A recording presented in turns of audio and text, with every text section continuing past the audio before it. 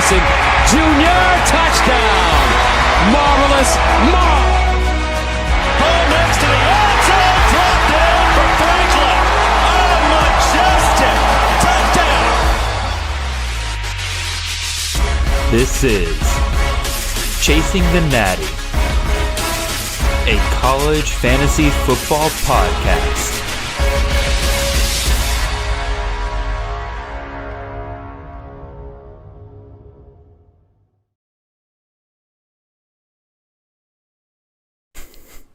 All right, welcome in everybody. Good evening to all of you guys out there. Welcome to another CTN CFF live draft stream. Those words go in some order there. My bad, y'all.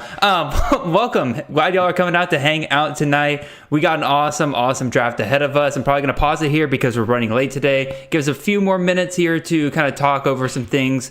But tonight we have on Mr. JD Yonke.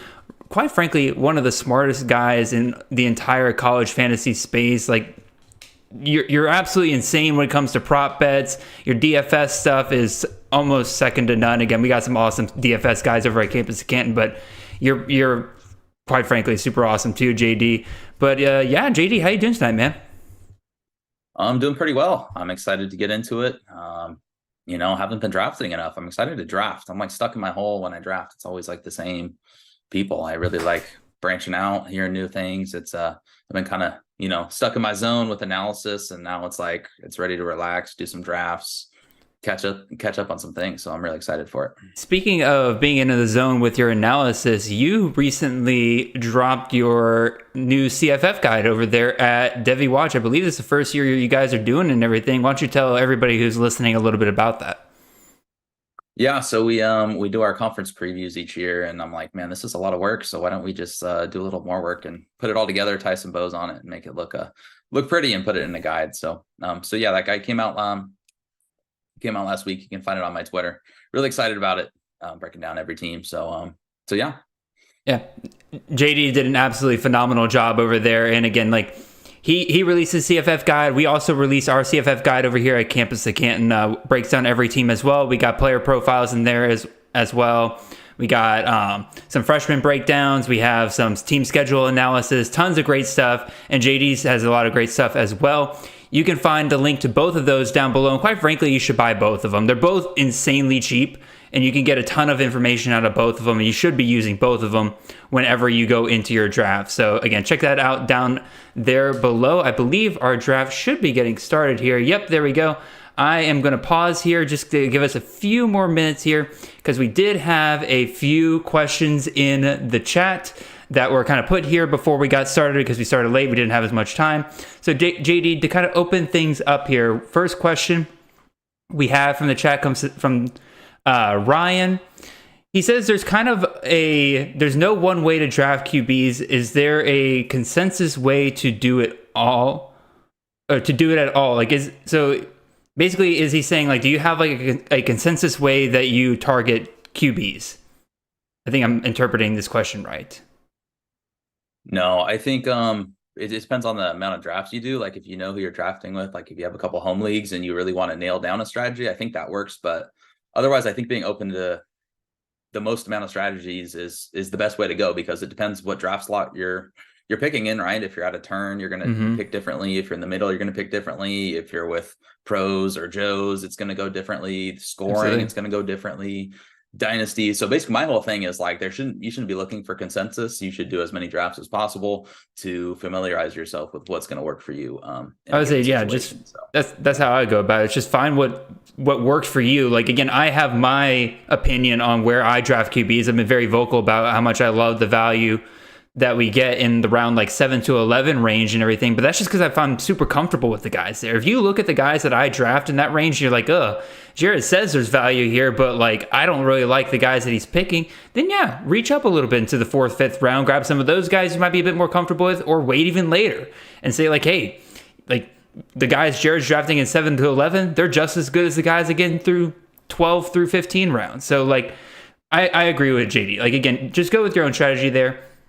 Tommy Harvey asks, TJ Harden and Carson Steele, when is it ideal for them to be drafted? So I don't have Carson Steele ranked at all. I'm kind of big on him clearly being the backup at best there at UCLA right now. TJ Harden I have as my RB 38 right now. That might be a little aggressive, but if I were to compare that to ADP, I believe the RB 38 is typically taken around like the 10th round, or not the 10th round, like in the 8 to 9 round range.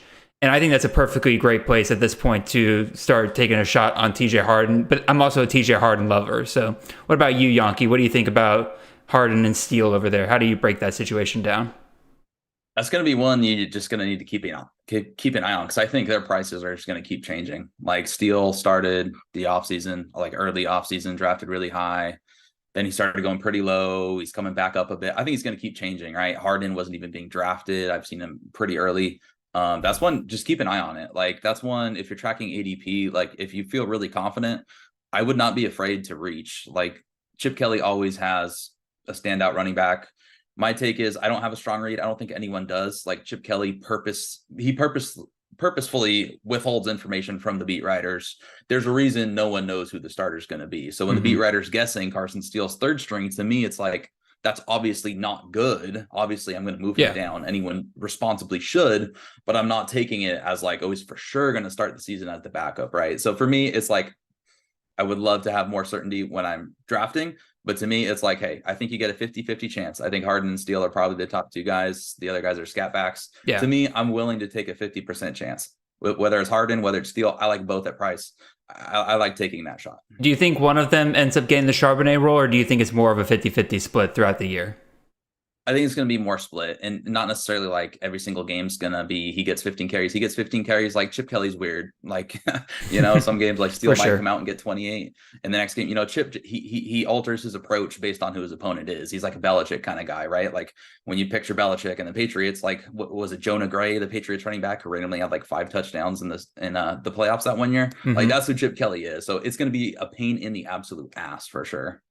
Absolutely. All right. Well, do two more quick questions here. Ryan asks, how many tight ends are you drafting in this league format, JD? So you got 30 rounds here. How many tight ends are you comfortable taking? We only start one, right? You only start one. I wouldn't draft more than 3 personally. Oh, really? I usually go about 4. Okay, wow. And then Tommy Harvey, Seydou Traore, worth a late round pick now? I personally say no. Again, the Mississippi State landing spot's interesting, but I don't really know what Kevin Barbet is going to be doing over there, at least with his receivers. So I'm probably going to hold off on Traore for now, because even there's a lot of ifs with him. If he gets a waiver for this year, if he makes it into the starting lineup, because Mississippi State still has some decent receivers over there, and like Traore would have to fight his way up there. And there's also if he retains his tight end eligibility in Fantrax, which they're very hit or miss on how quickly they change those things. I personally just would still hold off on him, Tommy. What do you think, JD?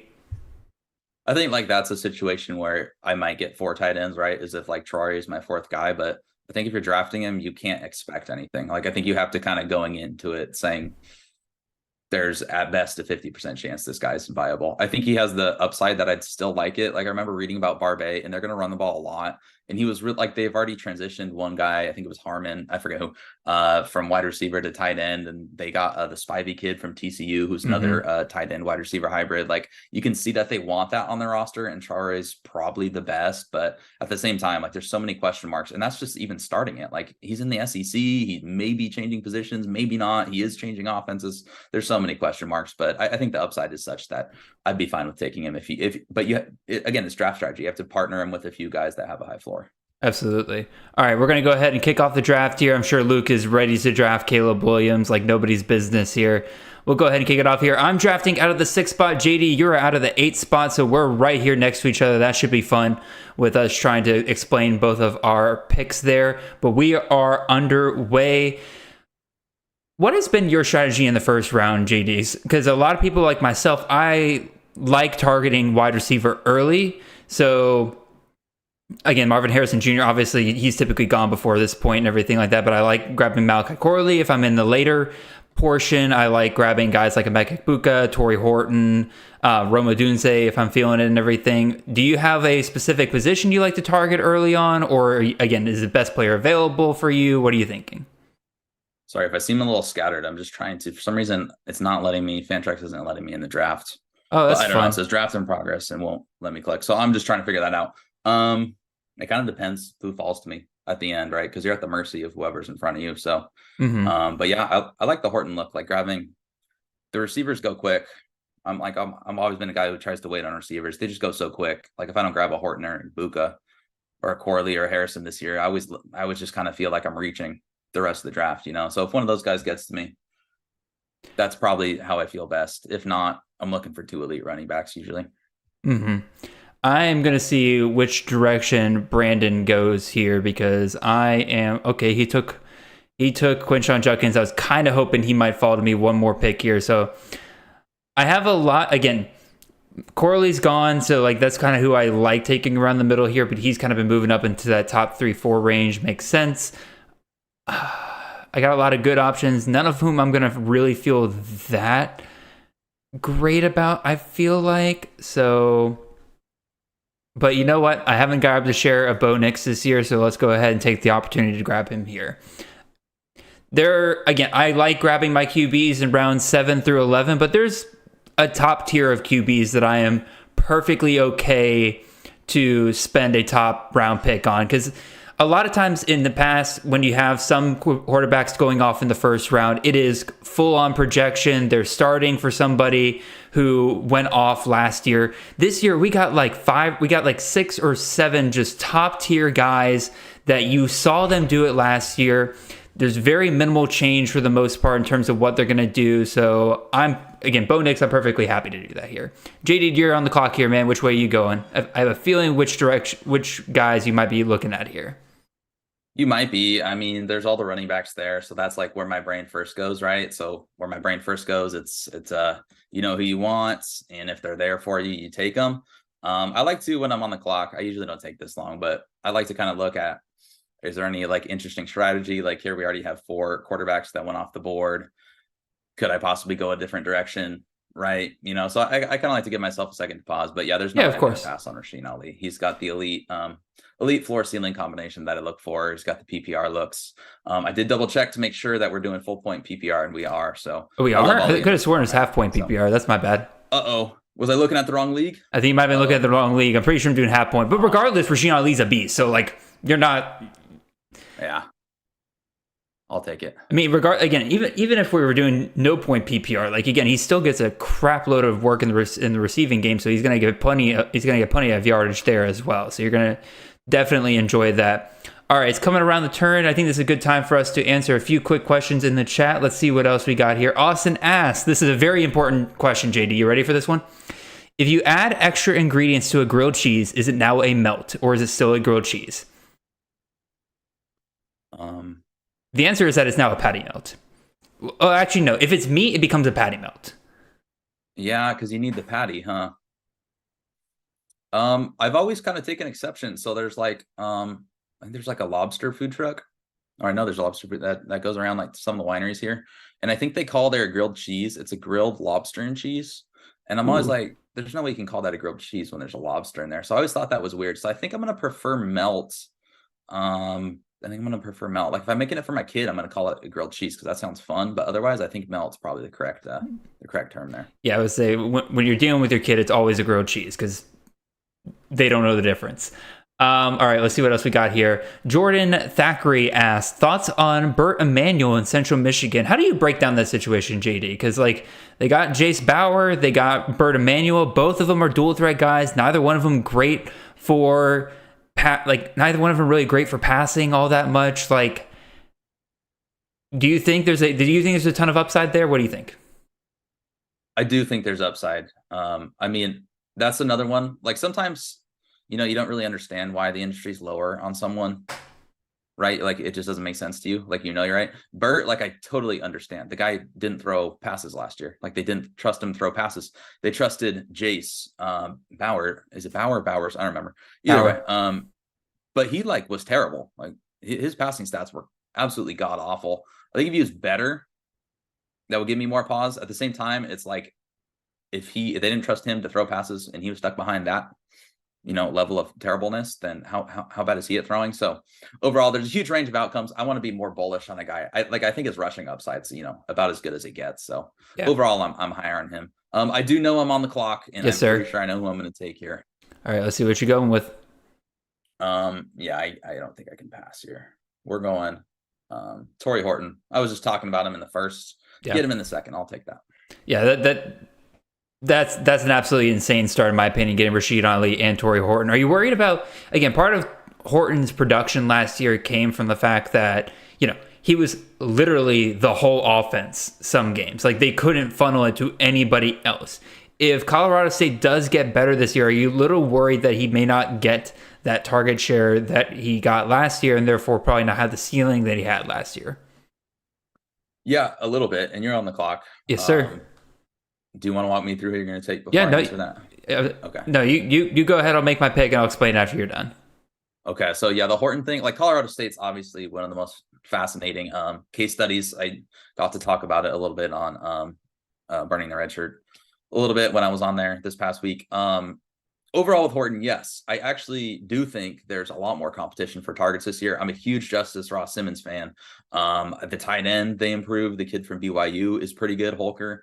And Goffney, is a great wide receiver 3 for a group of 5, right? Just because he didn't cut it at SMU. SMU's skill talent at the group of 5 level is insane. And he still had a few nice games there. I think everyone in the industry liked him as a recruit, right? He's a good wide receiver 3. So yes, I think overall, the offense was pathetic last year. Even though he didn't have competition, I think he's still clearly the alpha, and the offense should be better. To what degree, we'll see. I think it's almost impossible for him not to have another productive season. So yeah, I do see the concerns, maybe he doesn't take a step forward. Absolutely here, but I think his floor is pretty much what he did last year if the offense is better. Yeah, I'm definitely mostly playing devil's advocate here because I love Torrey Horton coming into this year. I think if the offense improves, he's going to be just fine. It's really just the rest of it catching up with him because if they again, Millen didn't hit for 2,000 yards last year. He didn't hit 2,000 yards passing. So I think Horton does what he did last year, and it's just whatever additional passing yardage they were able to get just goes to everybody else. Horton will still be fine this year. I took Jalen McMillan. It was down between him and another receiver. I was definitely looking to aim for a receiver there. JD, your crotch looks amazing right now. Oh, there we go. Thank you. Nobody take that out of context, please. Hopefully my fly's up, yeah.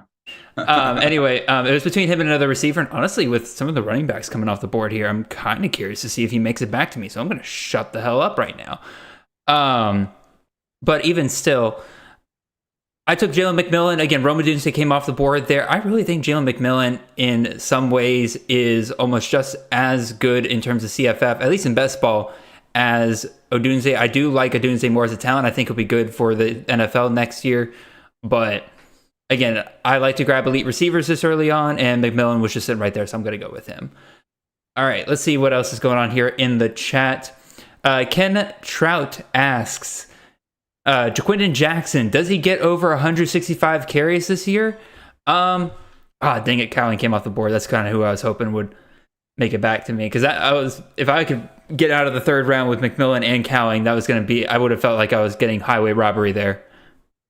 That'd be nice. You would have had the 3 Pac-12 guys. Oh God, yeah, it would have been a full Pac-12 team. That would have been the receivers interesting. Are going. Look at this. These receivers, yeah. Cephas now. White. We took 4 last round. All right, so let's see. I'm down between 2 guys here. I think I'm gonna still go receiver here because I'm getting more and more bullish on this guy as the off season kind of comes along here. By the way, Ken, I remember your question. I promise. I'm just waiting for it to come to me. All right, there goes to Corian Clark. I'm going to take a receiver here. I'm getting more and more bullish on Jamari Thrash. I'm making sure I'm grabbing him everywhere I can get right now because it feels like as the closer and closer we get to the season, the more and more we confirm that he's the standout for Jeff Brom and his offense right now over there at Louisville. It is, to me, imperative that I continue to grab him while he's still this cheap because fall comes around and we get that confirmation. I don't know if Jamari Thrash makes it out of the second round later on this offseason. JD, you're on the clock. Where are you looking at, man? I got a few guys. I think I know who I'm going to take here. I'm actually down to 2. I guess I'll give both names. Who cares? I got Frank Gore and Xavier Worthy, so it's just whether I want to go 2 wide receivers or 2 running backs. I got all group of 5 guys, so I could go with Worthy to try to even out the scheduling a little bit. Worthy's just a weird one. What do you think on Worthy? You're not gonna alter my pick, but what do you think of Worthy? What do I think of Worthy? I think that if he and Ewers figure out their connection, he is a borderline unstoppable force in CFF this upcoming year, because the amount of drops I need to have this stat on paper. Like, he was targeted deep 40 something times and only caught 8 of them. It was something absolutely insane. Like, he and Ewers just could not figure out their connection last year. Part of it was Ewers, part of it was Worthy.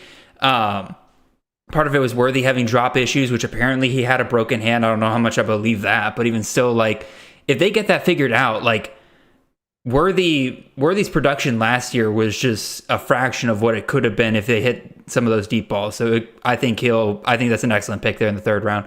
By the way, Ken Trout, does Jaquindon Jackson get over 165 carries this year? I fully think so. If he truly is the number 1 back for Utah, he's going to get well north of that, and hopefully the touchdowns to go along with it. This is an interesting question here from Jordan Thackeray here, JD. Bigger impact from former MAC studs, Carson Steele at UCLA or Dante Cephas at Penn State? Who was the first one? Carson Steele at UCLA or Dante Cephas at Penn State? Which one has the bigger impact? I gotta go Steele. I mean, we were talking about it. That Harden kid was very productive last year, but you dig a little bit more into Harden's. I don't have the game log up right now to tell you, but he disappeared for a lot of the year. His stats look good, but he was in that Chip Kelly offense, and they ranked 1st, 2nd in line yards, which was surprising. But they were running the shit out of the ball.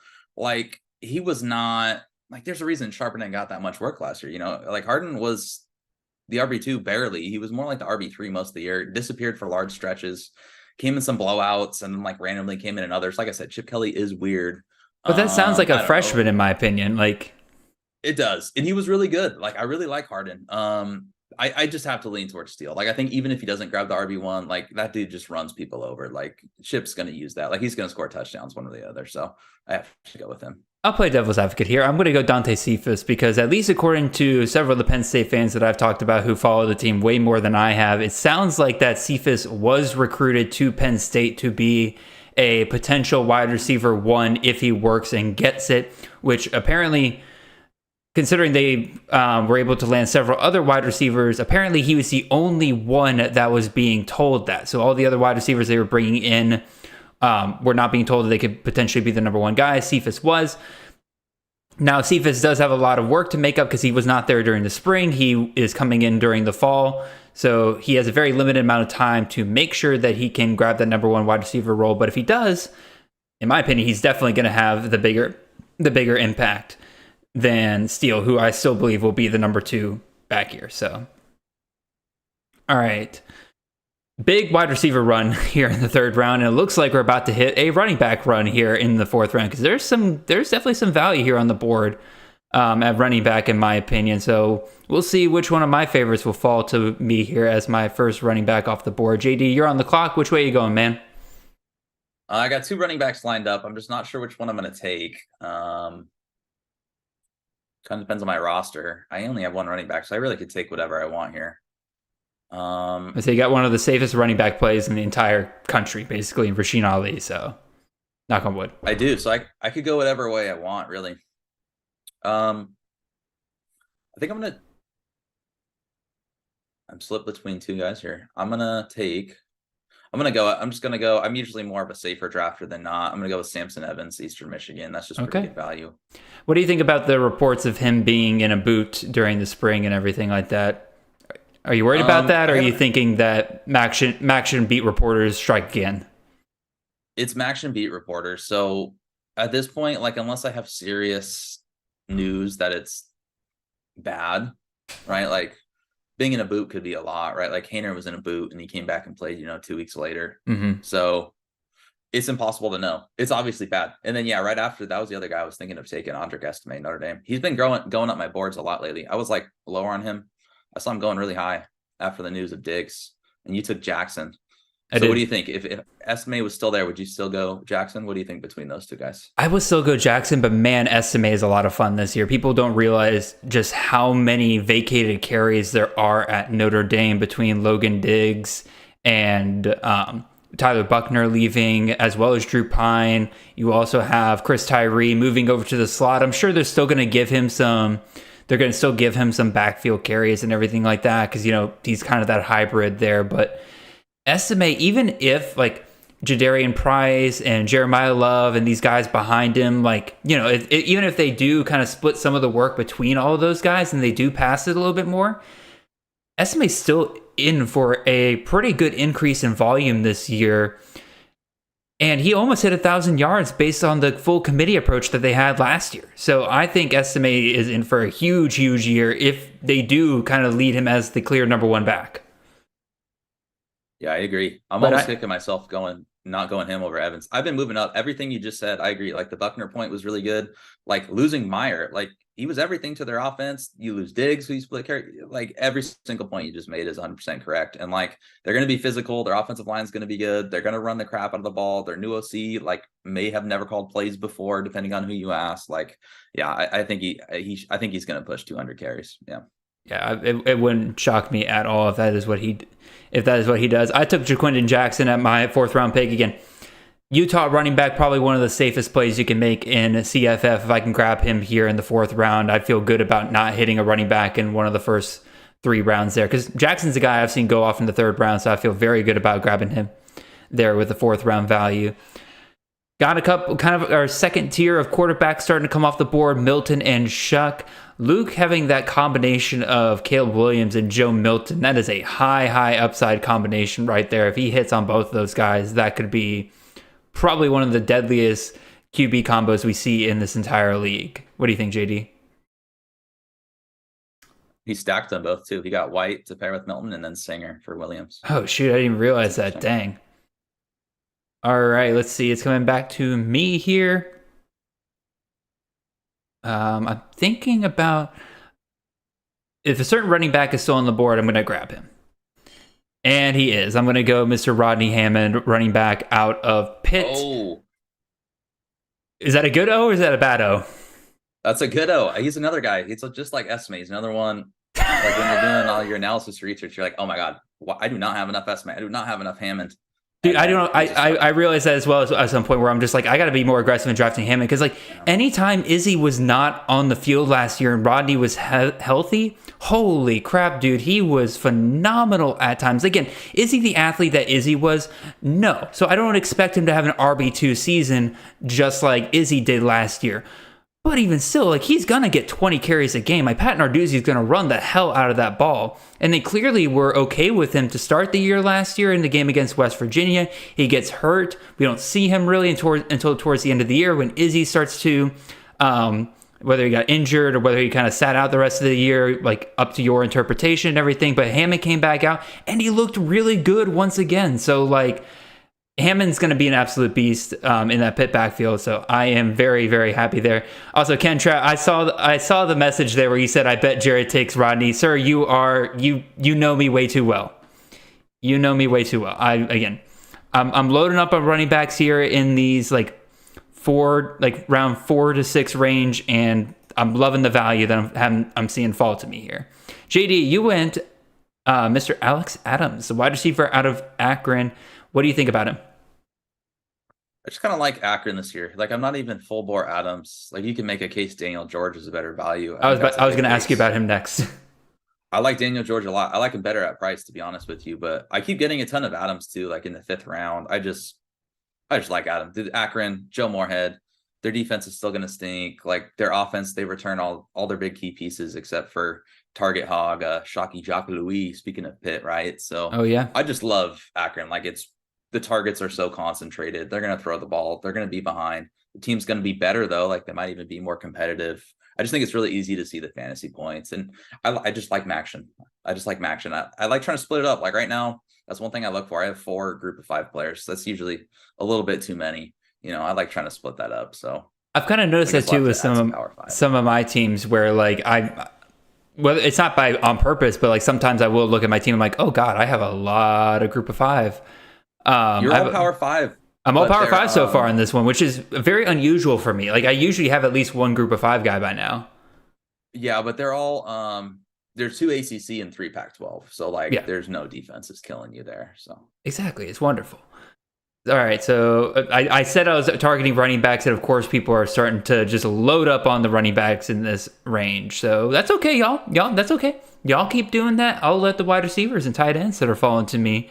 Let me get some value there. Again, we got a lot of good guys still on the board here. So let's see. What else is going on? Anything in the chat? Brett White says, surprise Jared passed on Kavorian Barnes. I was heavily considering Kavorian Barnes in the 3rd round there. It was between him and Thrash, but I like grabbing elite wide receivers early, so I had to make sure I loaded up on wide receivers at the top there. Again, so go ahead. Sorry, let me pause it. I'm just because I'm noticing you said 3rd round, and yeah, we had 3 UTSA guys go within 5 picks. And then, Frank Harris went in the 1st. So that's 4 UTSA guys going in the top 3 rounds. You think they're all going to finish there? Do you have like a strong preference? I don't really have a strong preference. Like their offense is going to be really good, but I have grabbed a ton of Frank Harris. Like again, usually I go wide receiver or quarterback in the 1st round, and if I'm towards the end, I've definitely grabbed Frank Harris as he's fallen there a couple of times. I've kind of picked and choose the wide receivers. Every once in a while, I don't have a strong feeling on which guy is going to be, the Zachary Franklin, like clear number 1 guy. I think if I had to choose, I'd probably lean Cephas a little bit because, again, he's coming off of a lesser injury. But even so, like, if both of those guys are healthy, they're probably both going to eat right there. And then I love Kavorian Barnes. Dude is just absolutely explosive, and I wouldn't be surprised if he transferred up to the Power 5 after this year. That guy's a stud. He is an absolute stud. Yeah. All right, let's see what else we got here. You had a thought? No, I'm good. I'm just saying, like, if he was healthy, right, Clark, because he has the whole injury thing. Like, if I knew he was healthy, I think he'd be my favorite of those guys. But of course, we can't get nice things. No, we can't get nice things. It's always the clear most talented guy is the one with the injury, with the injury concerns right there. A couple questions in the chat. Ray Davis for CJ Donaldson. They went right back to back there. Ethan and RJ took them there. Which do you prefer out of those two, JD? I actually don't have a lot of either one of those guys. I know they're both going to run the ball a lot. Those are like players you should target. They've both been productive, right? Ray Davis had 1,000 yards in the SEC. He plays for Kentucky. I think there could be more carries at both of those. Like, I think that might be part of what's throwing me off, right? Like, I don't know. Long story short, I haven't grabbed a ton of either one of those guys. I think if I had to choose, I have Donaldson on every single one of my dynasty teams for the most part. So I guess I'm rooting more for Donaldson. Yeah, I would say that's probably the one I lean towards more. And again, Shane said it pretty well in the chat there. He said that, Donaldson, because West Virginia has literally nobody else. So I think that sums it up pretty well. JD, you're on the clock. You went quarterback. You took your first quarterback. You took probably one of the best quarterbacks in a best ball format that you can possibly take with Mr. John Rice Plumlee there. So are you willing to take him this high in a redraft league, or are you just no? No, that was a good point. I like him way more in best ball, man. Like, you just look through his game log, right? Some days he does nothing. He gets hurt a lot. He leaves early a lot. It's probably going to happen again, the amount they run him, right? Like, Gus is going to run the crap out of him in the Big 12. So, no, I like him a lot more in best ball. He's either 40 points or 12 points. He's that guy. Yeah, no, this is right about the range where I'm starting to consider quarterbacks at the top of my list here, which, I mean, now that I say that, I'm sure some of these guys are going to start drafting quarterbacks just to spite me here.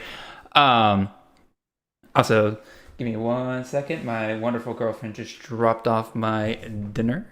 So I will try not to chew too loudly for you guys, but a man does have to eat here.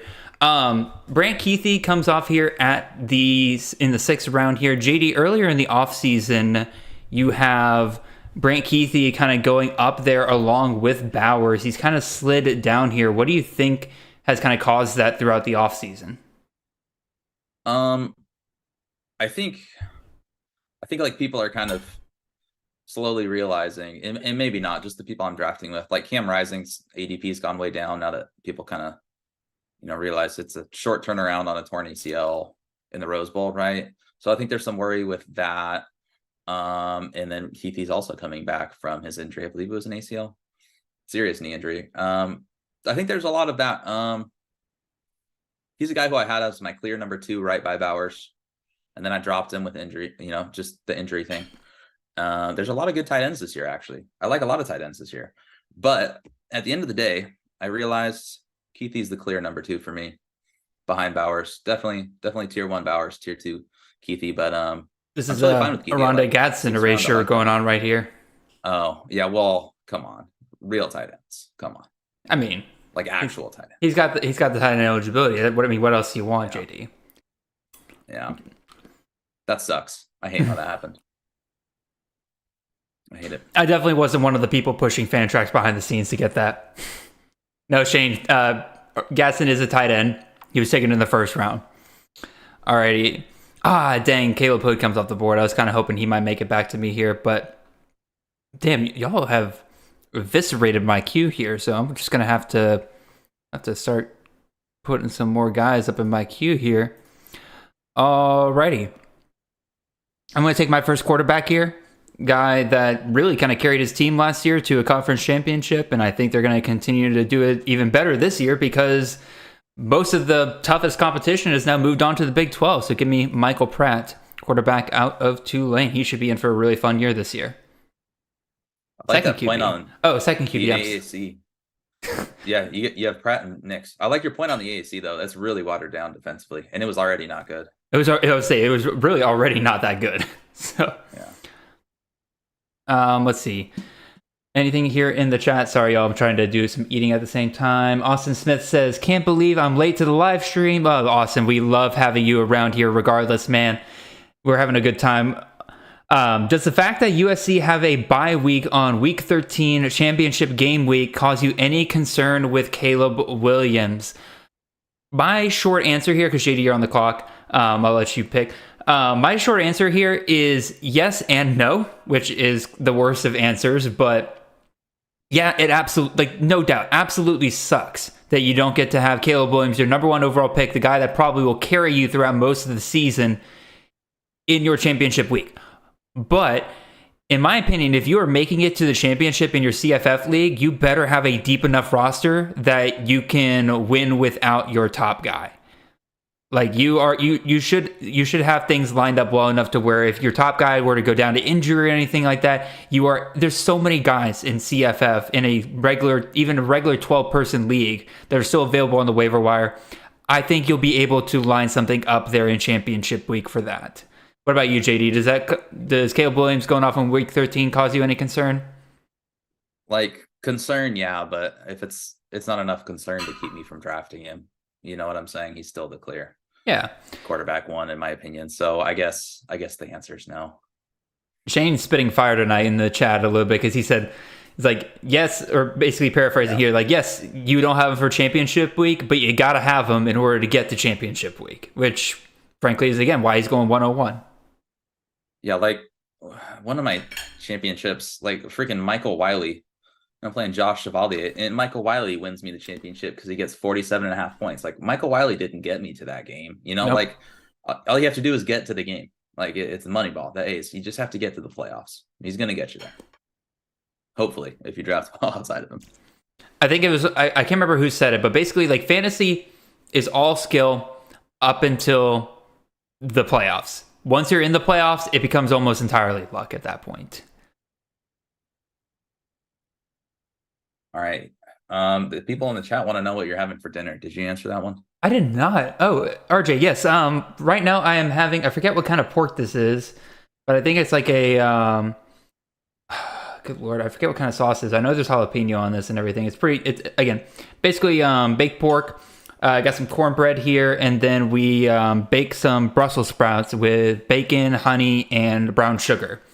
So I am eating good over here because my girlfriend is the daughter of a professional chef, and she takes a lot after him. So it is wonderful, wonderful stuff over here in the Palmgren household. So let's see what else we got here.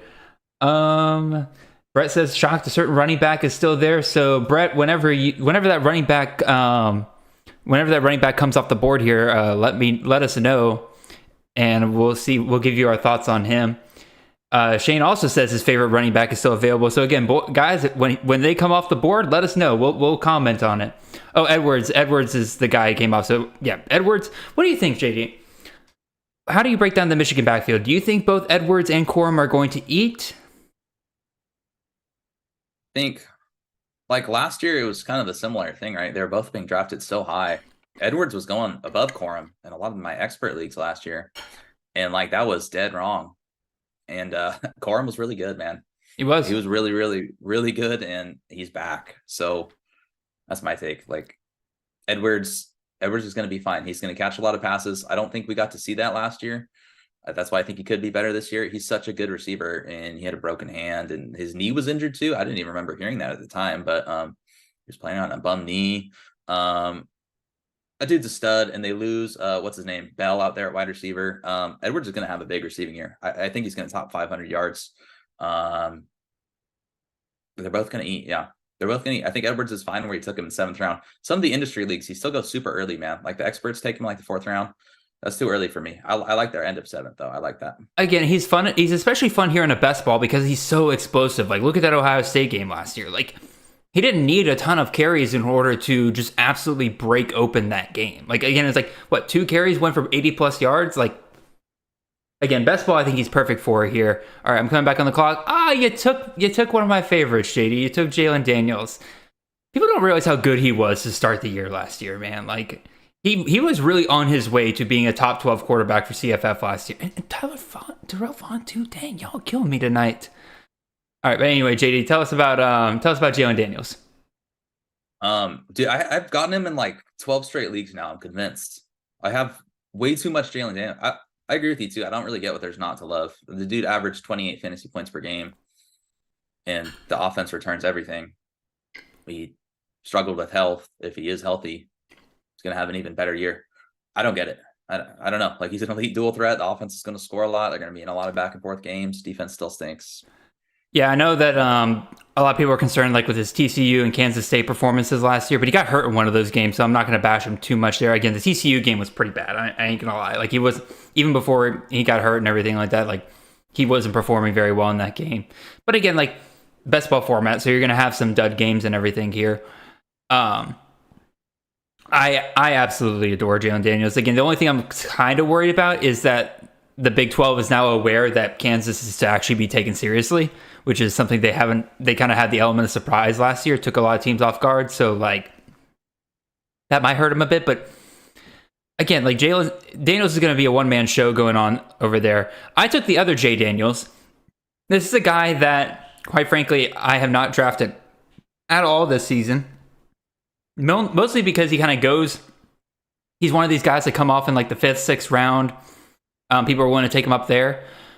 I feel a bit more comfortable taking him down here, like in this range of round 7 to 11 range. And the fact he fell to me here in the 8th round, if he keeps that job, he really is one of the best ball quarterbacks you can have out there. Like, he had 2 48-plus point games last year and 4-point passing yard touchdown leagues. Like, I can't ask for much more than that. Like, and again, like, yeah, he had a ton of dud weeks. Yeah, guess what? This is best ball. This is a best ball league.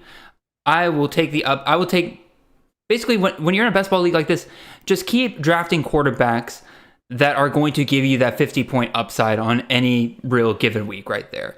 Maybe draft one guy that is like a Drew Aller, Quinn Ewers, or like a Sam Hartman or something like that. A guy that you're pretty sure can get you like 20 to 23 points, so you have a safe floor every week. But everybody else has to be somebody that could potentially hit a 50 point bomb any given week. What do you think, JD? Yeah, I agree. I don't have a lot of them either, and I actually really like them. I think it's this range of quarterbacks, like people who are going in the 6th round to the 8th round, that range of quarterbacks right after what are considered the elite ones. It's just a really good quarterback here, honestly. Like, you just pick and choose your spots. Even Preston Snow, 9th round, I'm a huge fan of him. Oh yeah, like I would like all these guys on my team that just got taken here. Like, even like Plumlee, I took in the 6th round. Daniels in the 8th. I actually have Daniels one spot above Plumlee in my rankings. Right, there's not much of a difference for me. But like, I just really love this range. I totally agree with you. Like, when I look at my rankings for the quarterbacks in this range, I pretty much see a block. I don't really see them line by line. It's more of like, here's the tier of quarterbacks. I'm just going to kind of pick and choose which ones I like out of these guys. I have a player who I am eyeing big time here because he is somebody that, quite frankly, shouldn't fall to this range on any given draft. Because, yes, this offense is horrendous, but they are good at two things for CFF, even though they're one of the worst offenses in the league. So I'm hoping, come on, Brandon, don't leave me hanging here, man. Don't leave me hanging. And he autoed. All right, he took Jatavian Sanders. I was considering Sanders, but I'm going to take a running back here. I'm going to take Mr. Caleb Johnson, the running back out of Iowa. Iowa, they need to be better on offense this year, and I think part of that will be Caleb Johnson. Caleb Johnson really had a phenomenal freshman year last year. The moment that he was actually able to take over that backfield, I think that he is again, if they just can get a little bit more touchdown opportunity compared to where they were last year, I really, really like him as a pick right here in this kind of 8 to 10 range for them. So JD, it's coming up on you. I'm going to check the chat, see if there's any kind of questions going on here. Let's see. Austin Smith, do I expect Thrash to be like Charlie Jones was for last year with Jeff Brom? Yes, sir, I do. Again, that's why I drafted him as high as the 3rd round over there. Oh, Whaley came off the board. I thought you're a big Whaley guy, aren't you, Yonke? Kind of. I've been all over the place on Whaley. I think that running back room is pretty good, man. That top 3 with him, James, and McNeely. But the dude catches passes. Wyoming gives running backs the ball. I am a pretty good Whaley guy. I think it does come down to, too, like, how many passes he's going to catch. He caught a lot last year in Northern Illinois, but that wasn't really a thing in his repertoire before. And they usually don't throw the ball. Like Swen, that was the one thing holding Swen back. He was a beast. All right, I'm getting low on the clock here. I'm going to take a tight end. There's 3 good ones. I'll go with the guy highest in my rankings. I'm going to take Ben Urosic. Now I got 2 Stanford guys in the top 9, though, rounds. That's pretty ugly. So I didn't want to do it. But. Well, do you think that offense at Stanford gets going in year 1? Because, again, that Troy Taylor offense, like when you look at it, when it fully gets going, like look at their stats at Sacramento State, look at Eastern Washington, look what he was able to do at, why am I blanking on the Power 5 school that he was at before that as well? He was at Utah for a little bit. Utah, that was Taylor? It. Yeah, so like what? Yeah, so like once he gets that going, it's a ton of fun for CFF over there. But Stanford was in a pretty bad place in terms of their overall roster construction. Yeah. Do you think he has the quarterback he needs to get it going? Do you think he has the pieces he needs? Obviously, I think you probably do because he drafted 2 of their guys. But the funny thing is, I don't like.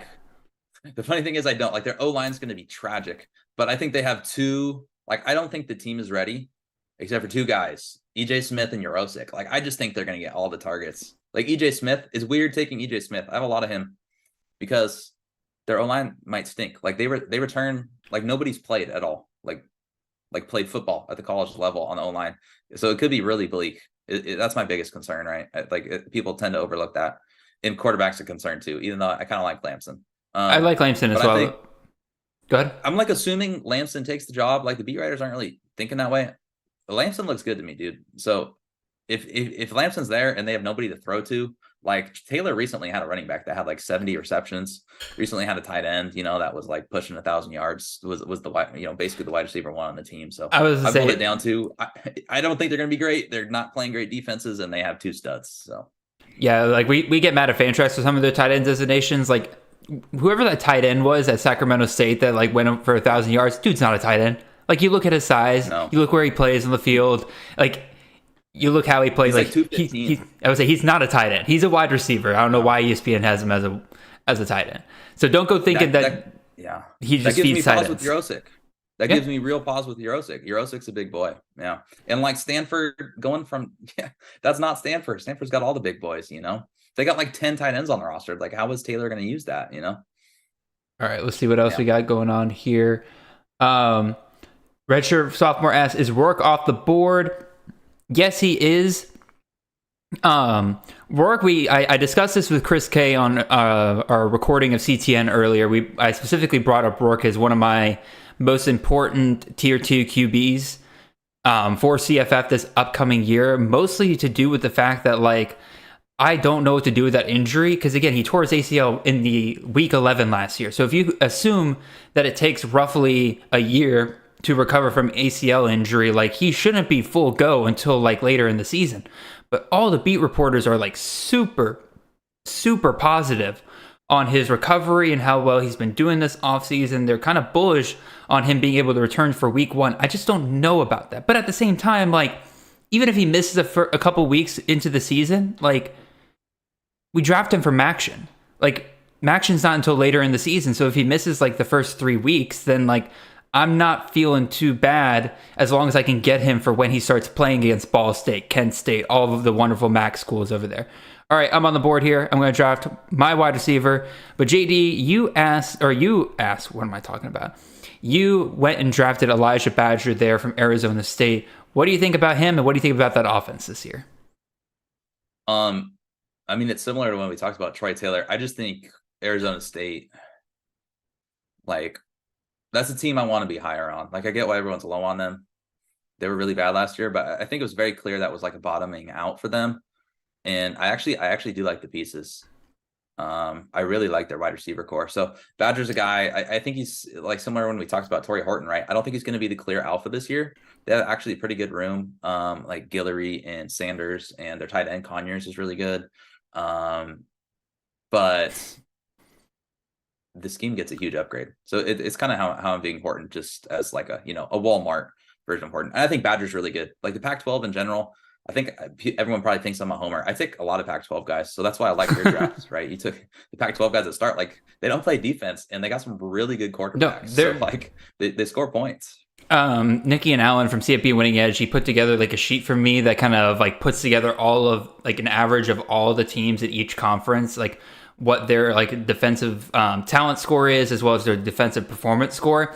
And the Pac-12 is the worst Power 5 conference, and it's by a pretty damn good bit.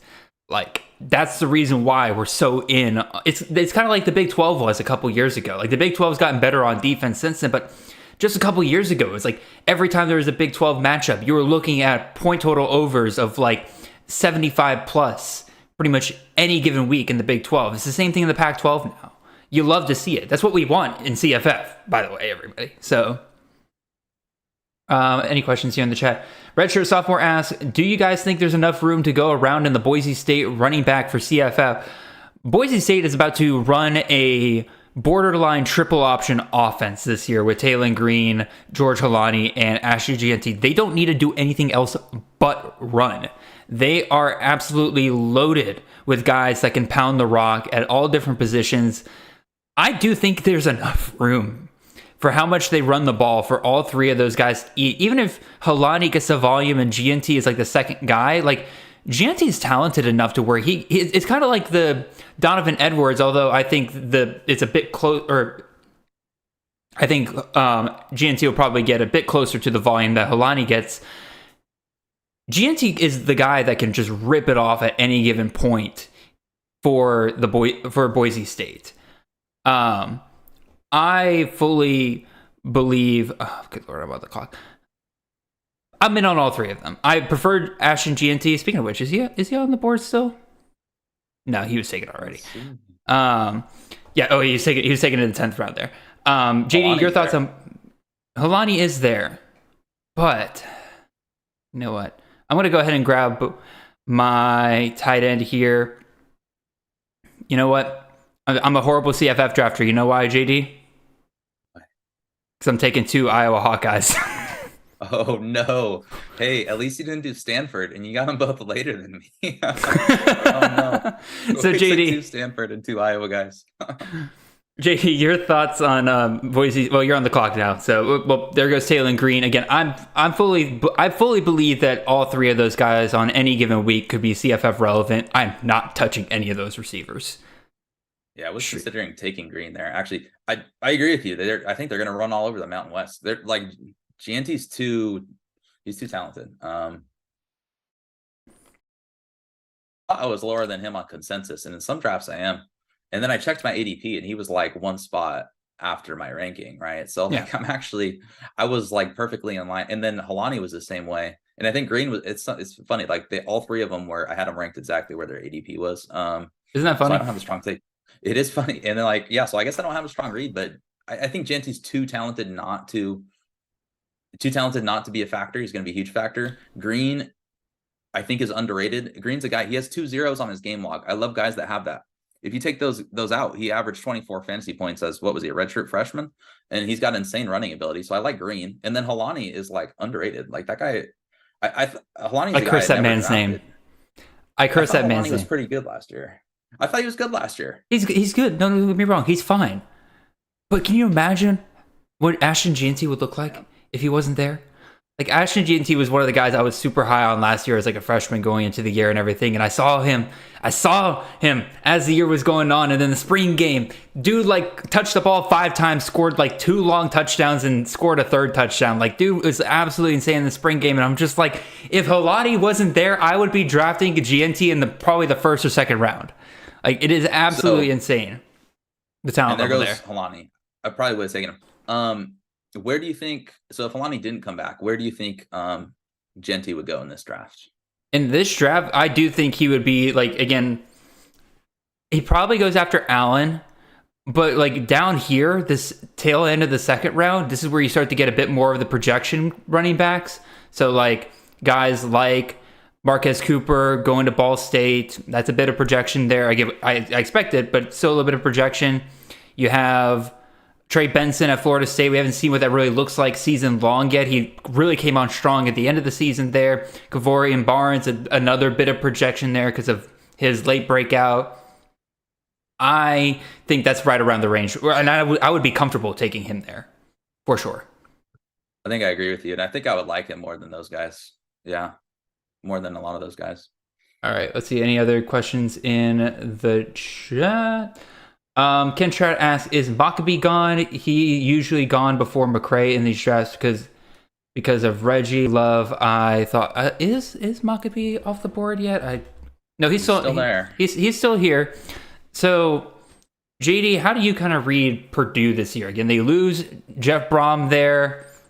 They bring in Walters from Illinois, so a defensive-minded head coach, but he does go out and grab a guy like Graham Harrell, who runs an air raid style offense. So you would hope that he would kind of like give the keys over to Graham Harrell and be like, actually run your system, because Harrell apparently was not allowed to actually run his system over West Virginia, hence the reason why he left West Virginia. What do you think? Yeah, that's Neil Brown. I think that's a good point, right? Because the new Notre Dame guy, Gerard Parker, that was the same thing. He was there for 2 years and he couldn't call plays. All right, and then he gets booted. So, like, I think buying low on Graham Harrell's not a terrible idea. He usually has really good fantasy offenses, right? It's just usually not for the running back. So overall, I think he's fine. I actually have a decent amount of Maccabee. I think he's fine as a mid-round target. He catches passes. He has home run speed. He could be the best skill player on the offense. Oh, there goes Troy in the 12th. I'm gonna take another guy we talked about, which is earlier than I've taken him, but I need some upside in my running back room, I think. So I'm going to go Harden. I just put him in my queue. I'm going to get back at you. He was in my queue. I almost took him in around 10. I'm like, that might be a bit of a reach. So I'm glad I didn't. I was considering taking him here at the 12th. So he sniped me pretty good there. But I'm going to get back. No, never mind. Hold on. Let's see. Let me just double check to make sure nobody else that I truly love around here. You know what? I think I'm gonna go ahead and grab my 3rd QB here, the QB 18 from last year. Nothing's really changed over at Georgia State outside of the fact that he loses Jamari Thrash. But as I kind of mentioned on this week's CTN, Georgia State, the coaching staff over there does a pretty good job of both developing and finding wide receivers for them to kind of feed in that offense. Like, nobody knew who Jamari Thrash was. Nobody knew really who Sam Pinckney was, and they were able to develop those guys. They got some pretty good guys this year. Got Robert Lewis there, who looked pretty good. You got they got a JUCO transfer, Carter, who I think, based on spring reports, also looks pretty good. So I think Georgia State's going to be just fine. They'll probably run a lot of the same stuff they did last year, which means Granger's probably in for another high upside year this year. So I'm feeling pretty good about that. Go ahead, Question in the chat about LaQuint Allen. I was just about to bring that up. So he's still on the board here. I personally have started considering him. I took him in last week's draft because I'm not entirely sold that that is going to go anywhere. Like based on like what I was able to read and everything, it seems like it is a case that he can appeal because of the way the trial's been going in terms of like it being a self-defense case rather than like him being the aggressor and stuff like that. I feel like he can get that appealed. And like if you can grab him here in the 13th round, like I'm heavily considering it coming back here, but I kind of want to let him go just to see where else he falls. I don't know, like I feel like you're getting insane value for a guy that typically goes in like the round 5 to 6 range. What do you think, JD? Yeah, I agree. I mean, it's somewhere. I don't want to compare him to Traore because I have two totally different thoughts. Whereas Traore, right? But like regarding the eligibility waiver, it's like there's no way Allen doesn't get a waiver, right? Or like doesn't get cleared. Like if it's really how the story came out, there's absolutely no way the star football player is going to be suspended for a full year for defending himself. Like that's in this day and age where everyone's eligible wherever they want to be, whenever they want to be. It's really hard for me. So I agree. I think it's actually probably the best time to target him. That's what I'm thinking as well. But again, just out of principle, I'm going to let him go this draft because I don't want to set the ADP because I drafted him last week. I just wanted to see where else like people are taking him. So I'll let him go for right now. Maybe you take him here in the next 2 picks. But I'm going to take one of the guys that you were one of the first people on, JD, because again, best ball. I'm going to hit for guys with some upside here. This dude is one of the biggest freaks in the entire Mountain West. Give me Tylan Hines, running back out of Hawaii. And as Chris Moxley and I kind of discussed last week when we were discussing some underrated offenses, like Hines is in a way similar to what oh my god, I'm blanking on his name. Who was the other tight end wide receiver or the running back wide receiver hybrid at Hawaii? Oh, Calvin Turner. Calvin Turner, thank you. I don't know why I was up and you took LaQuinn Allen. There you go. He is that kind of in that same breed, like definitely a little bit smaller and everything like that. But like again, dude is just freaky explosive. Averaged over 7 yards per carry last year for Hawaii.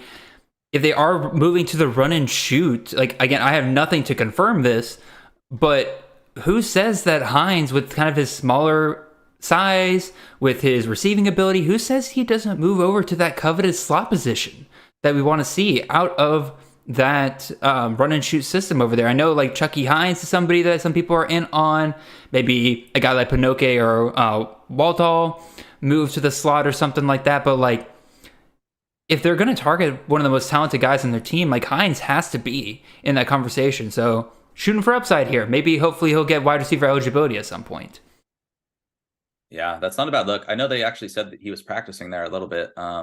It's always hard with those reports, right? Because like everyone cross trains, like they put a lot of running backs in the slot, but like Hines, it totally makes sense. Like I hear what you're putting down. That's one thing I found myself gravitating more to in my process this year is like someone I am very confident is the best player on an offense, right? Like Will Shepherd just went in the 13th round. Yep. He's someone, the more I look, the more I like, because last year, like we try to, there's breakouts everyone sees coming and there's breakouts like no one sees coming. They view as like just a boring guy. Like last year, Xavier Hutchinson was like considered the most boring pick of all time, right? Just like kind of a mid-round guy. And like, look at the upside there. And of course, they may not see 160 targets. But what I'm trying to say is like, if they're the best player, clearly the best player on an offense, like good things tend to happen. That's kind of what I was trying to say about EJ Smith and what you're saying about Hines. So I like that. Yeah, no, absolutely.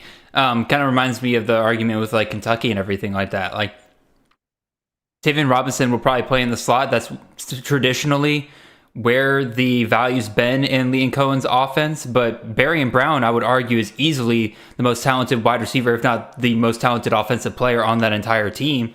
So it feels like they would be moronic not to utilize him more just because he's not in the place where, you know, people typically target in that offense. JD, you seem like you had a somewhat visceral reaction to that. What are you thinking, man? I literally was typing his name as soon as he said Kentucky, and I'm like, oh no, I hope he's not going to bring up Barry and Brown right now. Yeah, so he's in my queue. I agree, that kid's really good, man, really good. And they got that new OC back who's really smart. Like the way he utilized Wan'Dale Robinson, right? Like that was insane. Like Robinson was so hyped for so many years and did nothing. But that's my point. Is that like again, Wan'Dale Robinson was in the slot. Tavian Robinson's playing in the slot right now, but again, he's probably the third most talented receiver on that team right now. So it's like, what do you go with? Do you go with the system or do you go with the talent? I've kind of been back and forth on it. I truly don't know.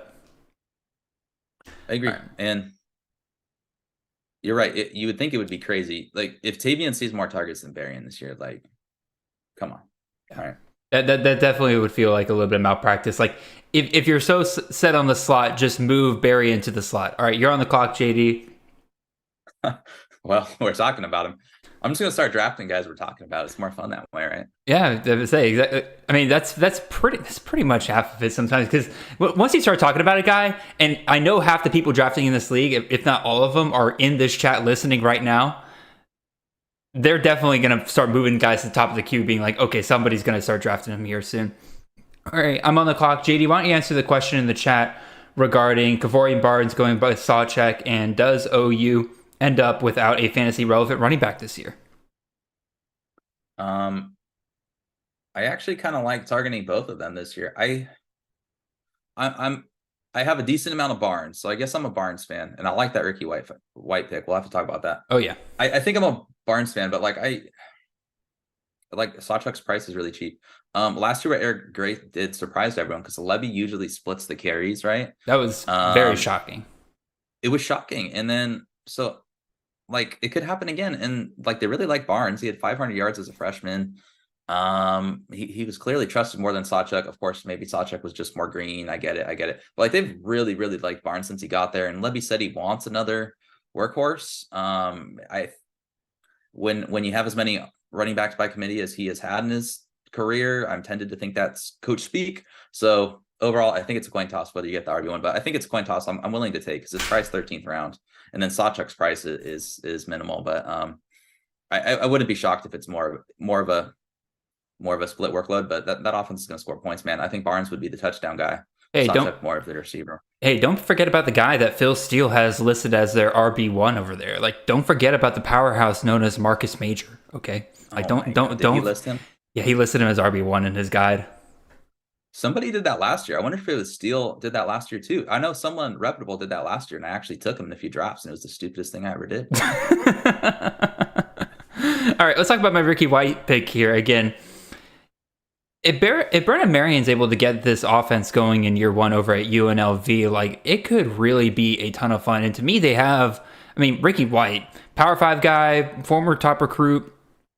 I think his talent kind of stands out above everybody else in terms of receiving options over there at UNLV. I also like his quarterback, Doug Brumfield, who I'm sure will be taken at some point in this draft. Oh, look, there goes Gavin Sawchuk. See, we talk about guys and it's like a magic trick. They come off the board. I'm sure Doug Brumfield will come off in the next couple rounds here. Yeah, I'm a really big fan of Ricky White. He had some really explosive games to start the season last year. If they can a competent offensive coordinator in there with Brennan Marion, I think that could be an absolute ton of fun. I'm definitely not worried about Barry Odom being the head coach because Barry Odom's kind of shown in the past, like even though he's a defensive guy, like he is more than willing to let his offensive coordinators have the keys to the kingdom. Like just look at what Josh Heupel was able to do in 2015 and 2016 over there with them. Like I'm not worried about that at all. Ricky White, I think is a great pick here in the 14th round. Yeah, that's a great pick. He's a guy I like more every time I look at him, for sure. All right. Any more questions in the chat? I'm about to come on the clock here. Do I go with a running back? Maybe. Starting to hit that range where every one of my picks, I'm like, eh. But you know what? I am going to do something to you, JD, that somebody did to me a long time ago, and it's kind of a fun thing to do in fantasy. So as soon as Brandon makes his pick here, I'll do it, and we'll have fun with it. Let's see. Questions in the chat while I'm waiting on Brandon to make his thoughts here. Darius Clemens, great late round flyer for you guys, according to Jordan Thackeray. I just buy... It's a part of, you see, the thing is, Jordan, it's a part of my religion to not trust Michigan wide receivers in CFF. So you might be right. I'll look like a fool, but process tells me don't draft Michigan wide receivers. All right. I am going to draft my second Wake Forest wide receiver here. I'm going to grab both Jamal Adams and Donovan Green here. And that'll be a nice check on you, JD, whenever you get points from Mitch Griffiths. Yeah, he's going to both of your guys. You stacked my quarterback. Yeah, that happened to me a couple years ago where like somebody in my league I had Tua, and somebody had both Ruggs and Judy, and they just started both of them against me that week, and it was the worst thing ever because every time Tua threw a touchdown, it's to one of those two guys, so I couldn't do anything about it. All right, you're on the clock here, JD. What are you thinking, man? I really wanted Grayson McCall, and he went, so I'm gonna kind of take a QB4. I don't like Love, but if I get a Phil Longo quarterback as my QB4 in the Dairy Raid, I'm gonna take it. The Dairy Raid's weird they're weird this year. Report of him sucking in spring camp. Yeah, is that where you're gonna go to? I would say, like, are you worried about that at all? I'm worried about him sucking. So yeah, it worries me a little. Like, it's not surprising. Like, he's gonna have games where he throws 4 picks, right? So it's a best ball draft. He's my QB4. I don't have a strong read on him. I think overall, if I get a Phil Longo quarterback in the 15th round, I'm gonna shoot first, ask questions later. But I am worried, man. Like, I think he could have some games where he gets pulled. Wouldn't shock me at all. And I, again, in Nate's 2014 Dynasty League, I took Braden Locke before I took Tanner Mordecai. One, because he's just a younger guy. I'd rather have Locke for potentially 2 years in a system that is more established in year 2 than year 1. But, like, I do think there is actually a chance that Locke, given the reports in spring practice are that he looked pretty good in the offense. Yeah. They're going to go with Mordecai because of the experience that he has and everything like that. And Locke has literally never snapped the ball in a college football game in his life. So I kind of get why they go with the experience there. But at the same time, like, if Mordecai gets pulled, Locke goes in and he looks good, I don't know if he gives it back. I truly don't know if he does. I think it could happen. I think Mordecai's weird because his price has been all over. Like, people usually don't believe in Mordecai. And I've been like a huge believer of his in the past. He was like my most owned player for a few years. So I like Mordecai, but like the jump up to the Big Tens is going to be a little tough, right? It's going to be a little tough. I think he's not a great practice player because, like, we heard the same thing with Preston Stone. Like, Preston Stone's the best quarterback. No one wants Mordecai. And then for 2 years, Mordecai was a CFF stud. So yeah, it's another interesting case study. Like, this isn't the American anymore. There's bigger consequences. Like Phil Longo's ass is on the line here. So yeah. Yeah, would it surprise you if I told you that Tanner Mordecai, according to our ADP data, is the quarterback with the biggest drop throughout the offseason? He went from QB 32 in March to now QB 55 in drafts. It's a pretty big drop. Pretty massive drop. I think that 4 interception spring game definitely scared a lot of people off of him. Yeah, it's pretty bad. Spring games are weird, man. And like, it was a new system, right? But like, that could be an excuse or it could be a problem. Like, if they haven't learned the system by now. And then those reports actually were concerning. Like, that bigger all thing to me was like, they didn't have it down at all. Like, it was still like step 2 out of 10, 3 out of 10. Like, they were not even close. And yeah, oof. Yeah, big oof. All right, some rapid fire questions here before the draft gets back to us here, JD. Thoughts on British Brooks, and I'm just going to say by extension, the UNC running back room. I think I'm staying away. I don't think they're going to have a bell cow. They seem to think one of their beat writers is really good. The 247 guy. He recently did like a deep dive on all their running backs, and he still thinks Elijah Green's the best. But I think Green and what's his name, Hampton are going to get carries. So yeah, if I took a shot on one guy, it'd probably be Elijah Green. I think British Brooks, like, he had a chance last year. Unfortunately, the injury came at the wrong time, and he's just stuck. He should have transferred, in my opinion. That running back room is just a logjam right now. JD, you're on the clock. I think you know that. So I am personally, I'm not investing there either. And Chip Lindsey, we talked about him a little bit earlier with Drake May and everything like that. Dude just does by committee everything except for quarterback. So like running back by committee was all of his offense, receiver by committee. That's why I'm a little hesitant on Devontae Walker, even if he does look like he's the best guy there. With how stacked that running back room is, I'm fairly certain that they're going to have problems nailing it down to one guy. Redshirt Sophomore says, I really like Donovan Green from Wake Forest after watching the spring game. Am I crazy? No, you are not crazy, sir. Like, again, Donovan Green looks really good. There's a reason why I'm willing to take him here in the 15th round, even though I do already have Jamal Banks, because I know one of those guys is going to be very good. Now, Jamal Banks is playing in that X position that we've come to love and adore out of Wake Forest the last couple of years.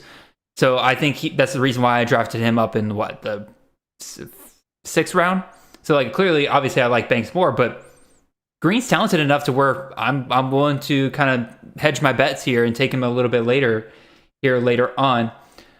Sal says, do we trust anybody at QB for Kent State this year? Same with Ball State wide receivers. JD is emphatically shaking his head no. Same with Ball State wide receivers, JD? Yeah, I mean, Kent State's going to stink, man. I'm not interested. Ball State wide receivers, I actually haven't thought about them. No, they're going to run the ball a lot, right? No, and their top 3 receivers might not be receivers, right? It might be the running back and then the 2 tight ends. So I'm steering clear of there. If you're going Mac, I actually think Mac wide receiver 1s are almost always underrated, but that's personally not where I would look. Maybe like a Eastern Michigan or a Miami, Ohio might be a better look. All right, I'll explain. Or JD, you explain your pick real quick here. You went Sean Tyler there in the 16th round. Much better value, in my opinion, than where he was going earlier on this offseason. Like, and I think in our first draft, he went in like the 5th round, and I felt bad, but I kind of tore that pick apart the next couple of weeks and everything, because I really don't think Minnesota is going to have a clear workhorse back this year. But according to all the beat writers, if they do have one, or Sean Tyler's probably going to lead that pack there. So is that why you're still willing to take him here in the 16th round? That's pretty much. And I don't know, something about Sean Tyler. Like, I think I tweeted about him like 3 years ago. I just really like Sean Tyler. I think he is going to split the workload. I totally agree with you. Oh no, Ollie Gordon just went. I was considering him. Tyler. No, I was considering him. I think if I had that pick over again, I'd go Gordon. I just think Tyler's solid. Like, I agree with you. I don't think his upside is what a lot of people think it is, but like, I could see him approaching 1,000 yards, and he's a good receiver. And I mean, Minnesota, like, I just think he's underrated, right? Like, Minnesota is going to throw the ball more, and he's not going to be Mo Ibrahim in the backfield, but at the same time, it's still a Minnesota running back, you know, like I said about Mordecai. So the 15, 16, it's just like, at this point, it's kind of just the scheme to me. Alrighty, I think I'm going to let me look at the Yep. This man is knowing his ADP, I think I can wait one more round on him, which means this will probably come back to bite me pretty hard here. All right. I am now on the clock. Couple of running backs I kind of like. Oh, shoot. This man is still here. Give me Cody Schrader. Running back at a Mizzou. They believe, the coaching staff over there believes that he is going to be 1,000-yard back this year. I'm going to believe them because Kirby Moore has been very good at producing 1,000-yard backs over there at Fresno State. And if they believe in Cody Schrader, so do I. I will take him here. And that pretty much solidifies, in my opinion, the core of my running back room. Oh no. I've taken 5 running backs and 3 of them have a bye week of week 6. Oh. So I gotta fix that. Gotta fix that pretty bad. All right. JD, you're on the clock here. What was that? I am on the clock. I want a 6 wide receiver, but I'm not really liking any. So I'm gonna go to a guy I've hyped up a little bit, Cody Epps. All right. BYU. As long as he's actually back with the team and not still in the portal. He is, like we think. He is back with the team as far as last I heard. Yeah. So, all right, let me catch up on some of these questions in the chat. I promise y'all, I'm trying my best to keep up with these. Austin Smith, how do you compare/choose between a top tier high target G5 guy versus a number 2 weapon on a high Power 5 system? Basically, he's asking, how do you decide between Malachi Corley and Egbuka?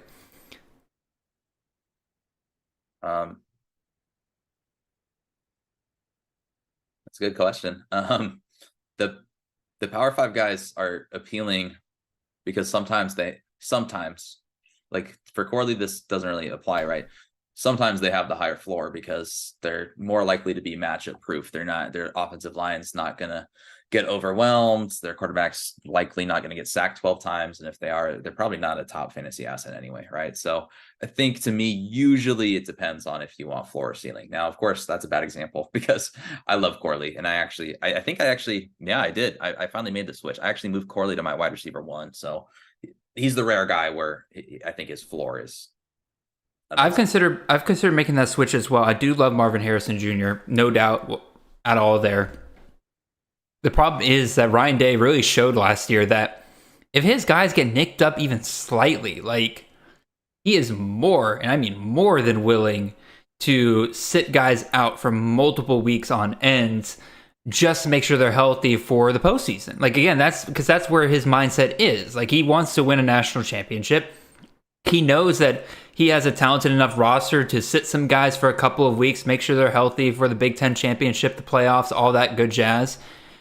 And it hurts us during the regular season when we're trying to play fantasy guys. So if Marvin Harrison Jr. gets knocked up at all, we could have a whole Jackson Smith and Jigba scenario again last year, because that was one of the biggest busts of last year. It had nothing to do with JSN's talent. It had everything to do with the fact that they just really wouldn't let him play for the most part. Now, granted, he did try to come back that one game, got hurt again, and that was kind of that's all she wrote there, but still. Definitely a frustrating situation. So makes me think a little twice sometimes with the Ohio State guys, but also, man, those Ohio State guys are so damn good if they're healthy. That's in the back of my mind too. And I'm like, should I feel dumb this is in the back of my mind? But like, I think it's different now than it used to be in years past, right? Like, guys will sit out nowadays. Mm-hmm. Quick question here from Redshirt Sophomore. How do we like Kobe Johnson? That is, for those of you who don't know, Kobe Johnson is a transfer running back from North Dakota State, heading on over to Colorado State. You might be thinking about what Avery Morrow did with Colorado State last year. Do we think Kobe Johnson could step up with Morrow getting suspended there? I personally wouldn't bet on it. Part of Morrow's appeal was that he was a pretty good catcher out of the backfield. I haven't really seen Kobe Johnson do that much with that. And then, like, outside of Morrow, like, Morrow was really done almost out of necessity last year because they couldn't run the offense that they wanted to last year. So they gave the ball to Morrow way more than they typically do to their running backs. I don't think that happens again with Kobe Johnson. I'm back on the clock here. JD, why don't you tell us about Mr. Brevin Spann-Ford, your tight end that you just took there? I like him. I'm weird. There's always tight ends that I like, and usually they turn out to be nothing. And sometimes they're Dalton Kincaid, right? Like, yeah, you never know. I like Spann-Ford, a lot of reasons, right? Like, I know I just said I don't totally believe Minnesota's going to throw the ball more when I took Tyler, but they are going to throw it a little bit more this season because they don't have Mo. So by virtue, like, the usage has to go somewhere. It's not perfectly going to go to Sean Tyler, not perfectly going to go to the backfield. And Spann-Ford's a stud. Like, that's an NFL guy. He's an amazing blocker. He's good downfield. I think he's due for touchdown regression. There's no way a guy like Spann-Ford should only had 2 touchdowns last year. So I just think there's a lot of reasons to expect incremental improvements. He may not have the highest ceiling in the world, but if he does catch 6 touchdowns instead of 2, that's not a terrible ceiling. So I kind of like the floor ceiling combo with Spann-Ford. If he's in my tight end 1, I'm not feeling great, but in the 18th rounds, I think he's a good tight end 2 target. Yeah, like I was say, who else is your tight end? You got Eurosec, and is it just those 2 right now? Just those 2. I usually wait really long on tight ends, so I think I'm happy getting Eurosec and Spann-Ford for now. It's not a tight end room that's going to win many games, though. That's for sure. No, I don't think so at all. Let's see any other comments going on in the chat. YouTube Kid says change Reggie Brown to J. Michael. Okay, I see what you're trying to say. Yeah, Sturdivant wasn't in the player pool. I'm not sure what happened there because I was looking for him earlier and I didn't see him on the draft board. Okay, that might be I'm going to have to put in a placeholder there then. Where is our good old... There we go.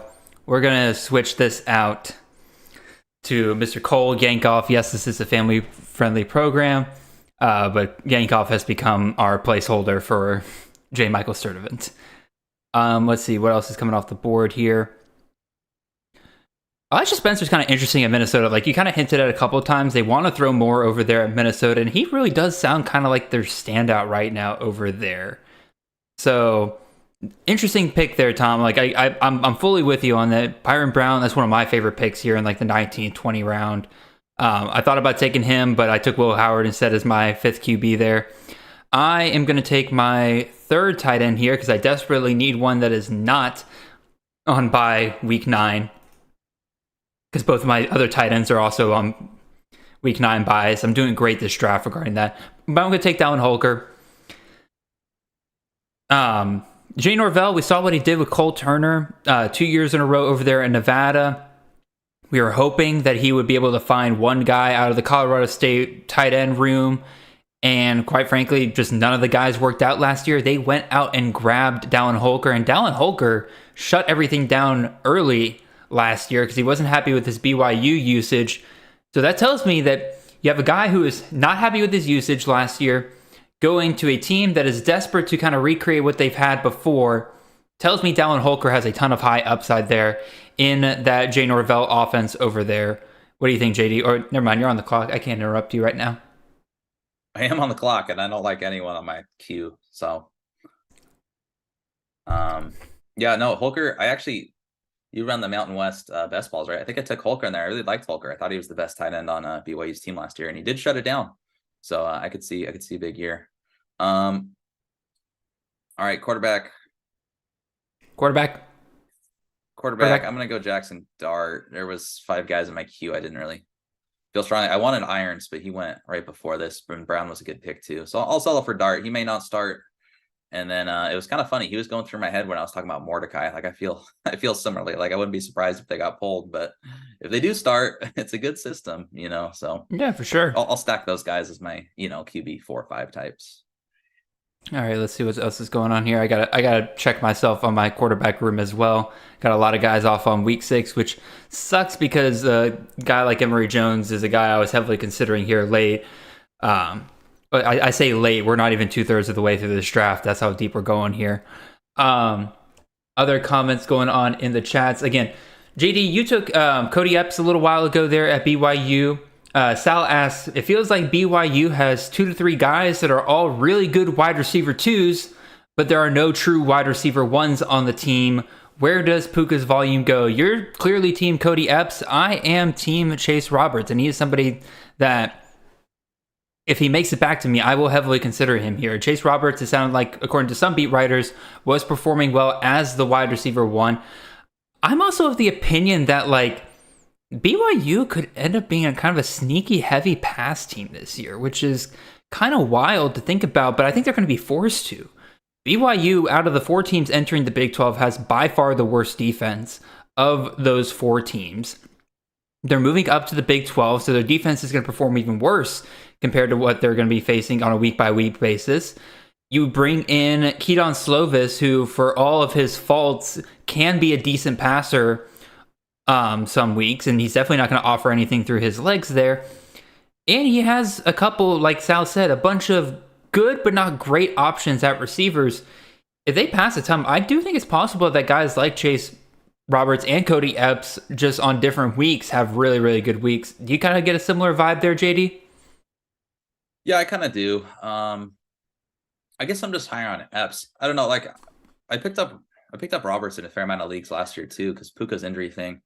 I think some of it too, like Puka, people are kind of saying a similar thing about Puka, right? Like last year, he was really cheap in drafts. He was a really good value. Of course, he got injured, but it was just like, well, Puka's okay, and the offense is going to run a lot. And it's like, no, man, Puka was a bona fide stud, So I think that's a good point. Like Puka might just be better than Epps, but I really liked what I saw from Epps. Like he showed over, like a 5-6 game sample size. He averaged about 20 fantasy points per game. So I've kind of seen him have that ceiling. Do I expect 20 fantasy points per game? No. But like, I know it is possible. And if they do pass more, right, there's a lot of ways I could see it happening. So he's a guy, like, I just kind of like the value. He's not a guy I'm going to target as a starting wide receiver, but as like my 5-6, if he's not the wide receiver 1, I think I could easily cut bait on my bench. So yeah, I like targeting him because if there is the wide receiver 1, if you do hit on Roberts, right, I do think they're going to be more valuable than people are expecting. All right, you're gearing up to make your next pick here. Let me see what's going on in the chat. Ken Trout asks, does most of the production in Heupel's system generally come from the slot, or was last year more about Tillman being hurt? Brew McCoy in the 15th might be a steal. I think Brew McCoy, I guess I'll start there. Brew McCoy, in my opinion, has probably the lowest floor, but also, the highest floor, lowest ceiling of the Tennessee wide receivers. He's just not a field stretcher. And in a Heupel offense, you want to find the guys that are the consistent field stretchers, and that's just not Brew McCoy's game. He is that guy that while everybody else is going deep, he's going to get probably 6, 7, 8, 9 passes towards him in a game because he's the guy that's only maybe 10 yards down the field. And if the guys are covered deep, he'll get the pass towards him. Good pick there, Kenny, with Robert Lewis. Very good pick there.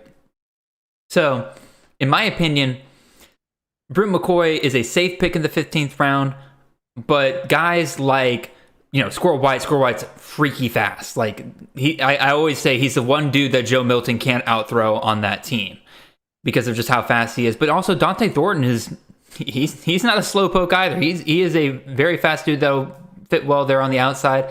And then, Ramel Keaton is really very underrated in that offense over there. Like, again, he's a veteran within the system at this point.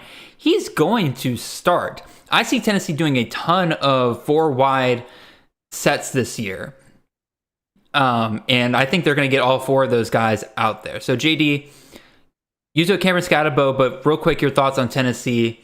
Like, what do you target with the Tennessee offense? Is it just the guys you like, or is it specifically the slot or the outside guy?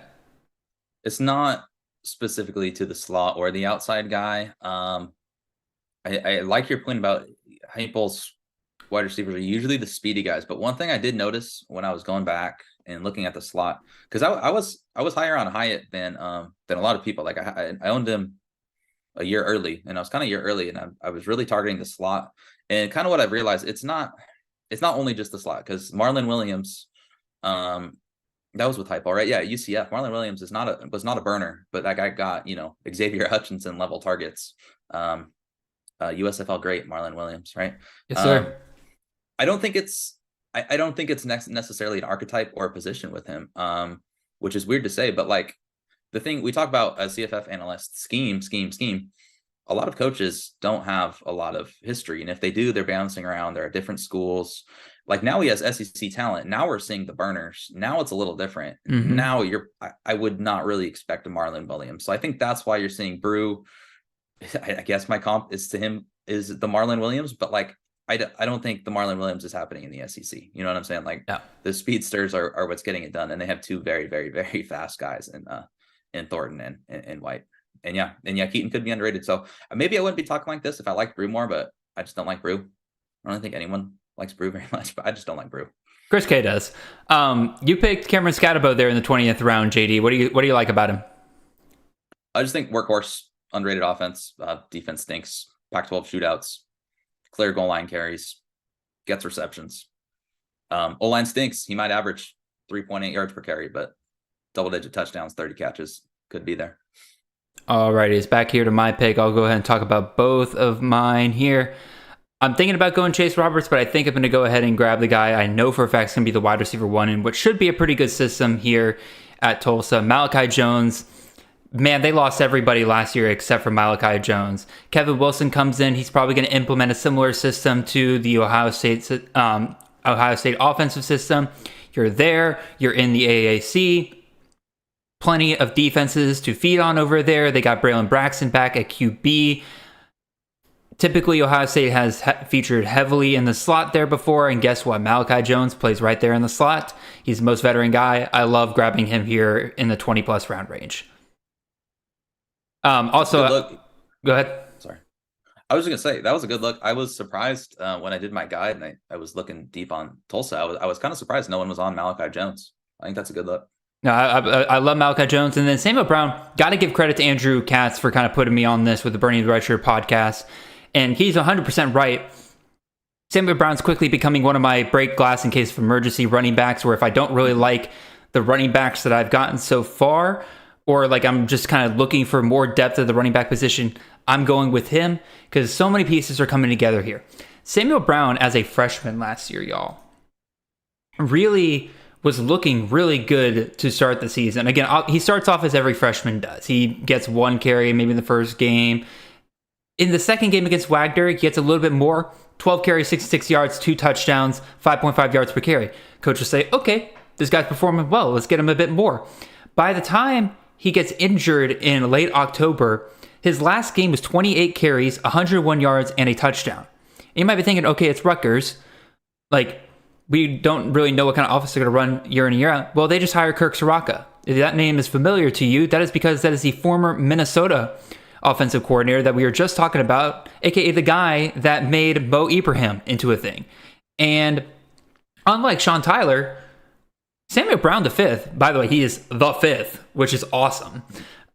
He's got really good size, 6'1", 220 pounds. Like, if Rutgers, again, the big problem is that Rutgers faces a pretty treacherous schedule there, playing in the Big Ten East. So there's a chance that Samuel Brown can get game scripted out, and he's not really much of a catcher. Again, he had 4 catches for 17 yards last year. Maybe it's a point of his game that we haven't really seen yet. But you know what? I'll take that here.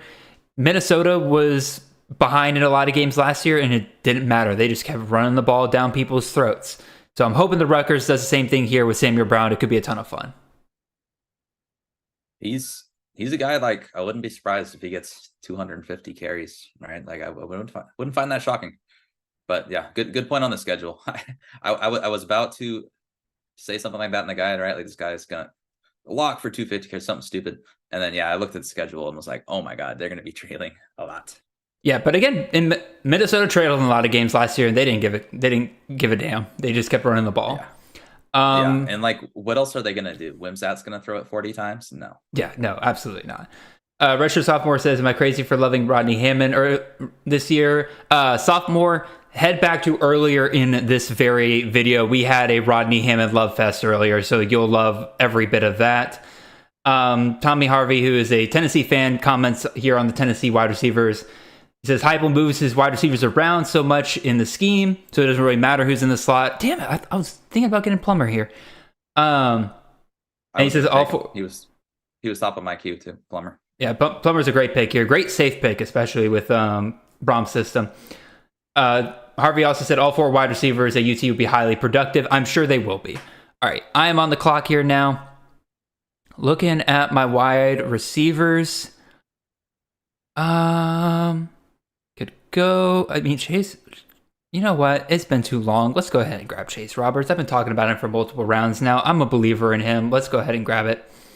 And that'll give us a little bit more time here to discuss some of these questions here. But JD, you just took Mason Fairchild, who I truly love the pick because you paired him up with Jalen Daniels. That's one of my favorite things to do in a lot of these best ball drafts when you're looking for late tight end value. Pair him up with your star quarterback. Get those stackable touchdowns right there. So what do you like about Mason Fairchild? Yeah, I don't stack enough. That's one thing I do. I do not stack enough. And as I was looking at my roster, that's actually the reason I decided to pull the trigger once Plummer was off the board, because Fairchild wasn't at the top of my queue. But I mean, I draft a lot of running quarterbacks, so I don't get those nice stacks and best balls, right? Because running quarterbacks, you don't stack as enough. But Kansas is for sure a team I could stack. And Fairchild, I get Fairchild a lot as my tight end 3. He's okay. If Kansas has a game where it's 50 to 43 back and forth, Fairchild will probably catch a touchdown or 2, and he could be in your optimal lineup with Daniels. So look at that run of tight ends that we just had there. Just random run of tight ends. So who's your favorite out of those that went out at the end? Mazzotti, Stover, Yasmin, Gums, Knox. God, a lot of fun ones there. I'd say probably my favorite right now is Trey Knox. Again, South Carolina, they lose Bell to Florida State. Stogner goes back to Oklahoma. They clearly want to use the tight end a little bit more, especially with them hiring Arkansas's tight ends coach. You have to think that he's probably going to use the tight end quite a bit there. Knox follows him over there. Sounds like he was a pretty good standout there in the spring practices. He's probably the one I would be the safest amongst those. But Mazzotti's got some high upside because, you know, they need somebody else to step up outside of Lockhart there in that passing game, and I think he'll be that guy. Sover out of Ohio State, why not get another piece of the Ohio State offense, get some touchdowns there. And then Marquise Gums, Arkansas, we love what they do with their tight ends over there, so I am pretty okay with that. I'm on the clock. Oh God. Let's see. Where do I want to go here? Do I want to go running back? Let me check my bye weeks here real quick. Ugh. All right. I'm going to grab a second Big Ten running back here that probably will be game scripted out of a lot of games. But man, when they're competitive, they love to run one guy. I'm going to grab Cam Porter here out of Northwestern. Again, the risk is that Northwestern's bad, but at the same time, like we saw what Evan Hull was doing at the beginning of last year, when they're competitive in games, they're going to feed a guy, and they do sound like they love Cam Porter over there. So I'm gonna be totally okay with that. JD, you are on the clock. Let me check in on the chat. Jacob Altman came into the chat. We got a keeper question here, JD. This would be an interesting one. Ooh. Need to choose between Matthew Golden, Audric Esime, or Say Ben-Gura for my last keeper. Thoughts? Each one of these comes with a different pick penalty. So Esime comes with a 15th round or a fifth round penalty. Ben-Gura comes with a 5th round penalty, and Golden comes with a 15th round penalty. I feel like that, like keeping Golden and getting 10 extra rounds in terms of a penalty kind of makes that the clear choice there. What do you, and especially with him being a true sophomore, like you can keep him for 2 years.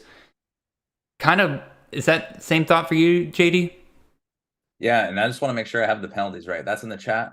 That's in the chat. Jacob Altman. Okay, I see it. Jacob Altman. All right. Yeah, I think I might agree with you. Just the penalties. That's a big difference. That's a huge difference. Assuming, because that's supplemental. Like a 5th round pick and supplemental. There's some good players in there usually, right? Yeah, and say for a keeper and everything like that. Like, I assume again, Jacob, I don't know if you're still listening and everything, buddy, or if you listen to this later and everything. I would be curious to know like how many keepers you have. That'll give me kind of an idea of like how deep the keeper supplemental draft is.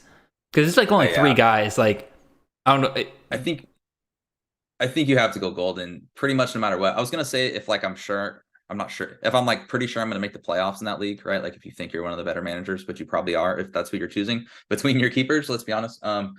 I could maybe make a case to go Ben-Gura because you're adding an elite running back to a squad that's probably already pretty good. But like Golden's going what 4th, 5th round. He's up there. Anyway. Yeah, I would say 4th round typically I think is where he goes. He went 3rd round in this one. Dang.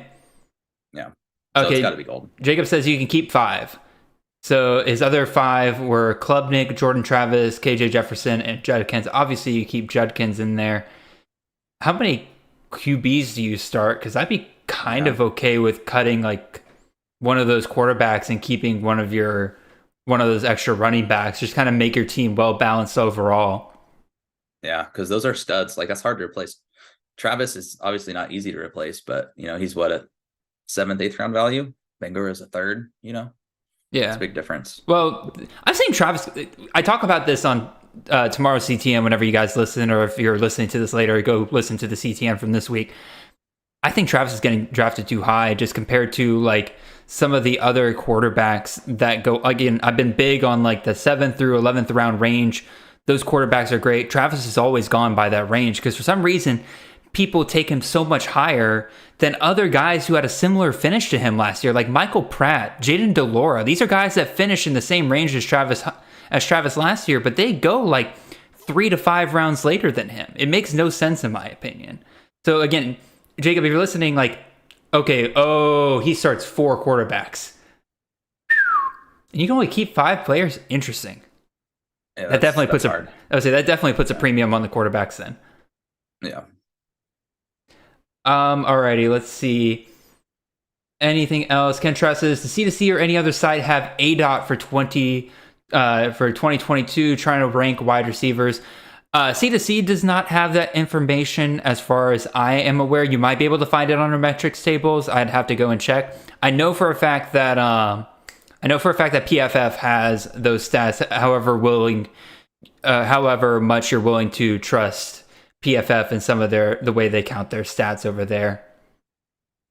Clint Carlson asked you, JD, can you give a tip to winning the 50-team league? Yeah, trade for Caleb Williams with I'll be honest. I got pretty lucky. I should not have had Caleb Williams on my team. I don't think I would have won. Actually, I wouldn't have because semifinals I would have been done because I had him and Taj Washington stack. Don't. I think I got lucky too that I was in the ACC. I know I'm on the clock here. I don't know who I'm gonna pick, but I'll figure it out. But I was in the ACC and there was like 8 draftable quarterbacks, 9 draftable quarterbacks. So I didn't draft a quarterback till like the 8th round and just kind of stacked up on running backs and wide receivers. So I ended up with like Torrey Horton and I don't even remember, but some really good wide receivers and like nobody else had good receivers. So Nice. it kind of just lucked out, but none of that would have even mattered. Like winning a 50, you have to get so lucky. It's like DFS, you're just going to have a good team and it's either going to work out or not. So a little bit of luck, or a lot. All right. I'm going to go, probably a little early here for this guy, but, it's the 24th round, JD. Yeah. There's no, we're going too early for this guy. True. We're down 3 touchdowns and a field goal. So. Alrighty, Jacob, the more and more you provide information on this league, the more and more I realize you should have provided this information at the start because he's like, the scoring's different too, so the QBs are super heavily valued. Dang, I was, Bob, you sniped me there. I was thinking about grabbing Ja'Cory Brooks, but you know what? I'm going to take a piece of this Texas offense. One, I needed receivers that are not on bye week 6 or 9, but also I'm a believer in Adonai Mitchell going over there to Texas again. Is he as good as Xavier Worthy? No, but if we believe this Texas offense is really going to kick off this year, go full Sarkisian and everything like that, they can support 2 wide receivers. And Adonai Mitchell, I think, is clearly the second most talented wide receiver, at least this year. Jonte Cook might have something to say about that, but if Cook isn't starting and Whittington's out there in the slot, I think Mitchell's clearly the number 2 guy there. And I'm happy to grab that here in the 24th round. Do I expect him to be a stud every single week? Probably not, but he'll have some really great weeks for Texas. So, let's see. Redshirt sophomore. Oh, by the way, Barnabas says with my Cam Porter pick, I should also consider the fact that Northwestern probably doesn't have a coach anymore. All the more reason for whoever the interim is to come in and just give the ball to the best player on the team. That's probably Cam Porter. Yeah, I'm pretty much doing it anyway. I was going to make a joke about how much they're going to run Cam Porter and then didn't know if that was acceptable. That's what they called what they were doing to people. They were yeah. Let's hold back on that. Yeah, we'll hold it back. Thankfully, there's enough euphemism there. This is still a family-friendly show. Redshirt sophomore asks, with Miami having one of the best O-lines in the ACC this year, is Henry Parrish viable? Well, I don't know if I agree that Miami has one of the best O-lines in the country this year, but let's assume they do. Let's assume they at least have a very good offensive line that you're interested in, JD. What do you think about Henry Parrish? I don't think I could get there. He's going to have some good games, probably. Yeah, he could have some games where he gets a lot of touchdowns for sure. Because TBD is not a running threat, right? And the offense should be better. There's just so much like coulda, shoulda, woulda with Miami. So, but the prices are cheap. So maybe, but like we're assuming the offensive line is going to get better. We're assuming Tyler Van Dyke's going to return to form. We're assuming Parrish is still going to be the RB1. And they have a lot of talent in the running back room. There's not like a clear guy I would name like a Mark Fletcher or a Trevante Citizen. I know he's coming back from injury, but there is a lot of talent back there. So I could see Parrish getting squeezed a little bit workload wise, but you could be right. Like if he starts RB1, like most people are expecting, and the O-line is improved. I mean, it better be under what's his face, because he's not coaching anything else up. So, but he can coach an O-line. Yeah, you could be right. He could have some smash games early in the year for sure. Like he could be a guy you start and no one's expecting anything, and he gets you, 23 points. Yeah, absolutely. All right, I just grabbed me a stack to go along with my tight end there. It is resurgence time for Mr. Clay Millen, and damn it, I got to remind myself to move Ahmad Anderson up my rankings, because that is absolutely somebody I would have taken if I had remembered that he was still on the board. JD, talk to us about Ahmad Anderson. What do you think about him over there with Temple? Yeah, Temple, they just threw the ball a ton at the end of last year. Absurd amount. An absurd amount, and the projection is impossible for anyone to make, and I think that's something you have to admit. Who knows what Temple's going to look like this year, but I think we saw enough good stuff out of them. Their quarterback's returning, and he was kind of a beast during that run, right? He had three games of over 20 fantasy points in the last 5 games, so clearly has that connection. I think he's going to be wide receiver 1. They do have some interesting pieces. When I went back, because you're trying to figure out what the heck went on in those games. Is it Zay Baines? That guy looked really good in those games too. I was surprised. Baines comes back, and then the Colorado State transfer, the one I'm always too high on, right? But right now, Anderson's my projected wide receiver 1, and that could be a pretty good role. Yeah, absolutely. I don't fault you for that at all. I thought it was a very good pick here in the 25th round. Again, like I said, if I remember that he was still on the board, absolutely would have gone for him there. Again, some kind of second year bounce back candidates here coming off. Again, I took Clay Millen, but like Braden Shager there. Lane Hatcher, like, part of me is like, this is completely built on vibes, but like, could he be kind of interesting in the MAC maybe?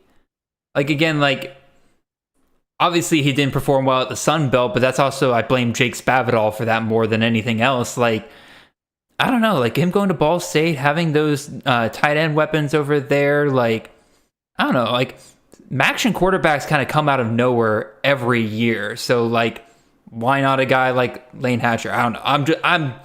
This is where it's almost 10 o'clock at night and Jared starts talking loopy stuff over here, y'all. That's kind of the vibe going on over here. All right, let's see what else kind of coming off the board here.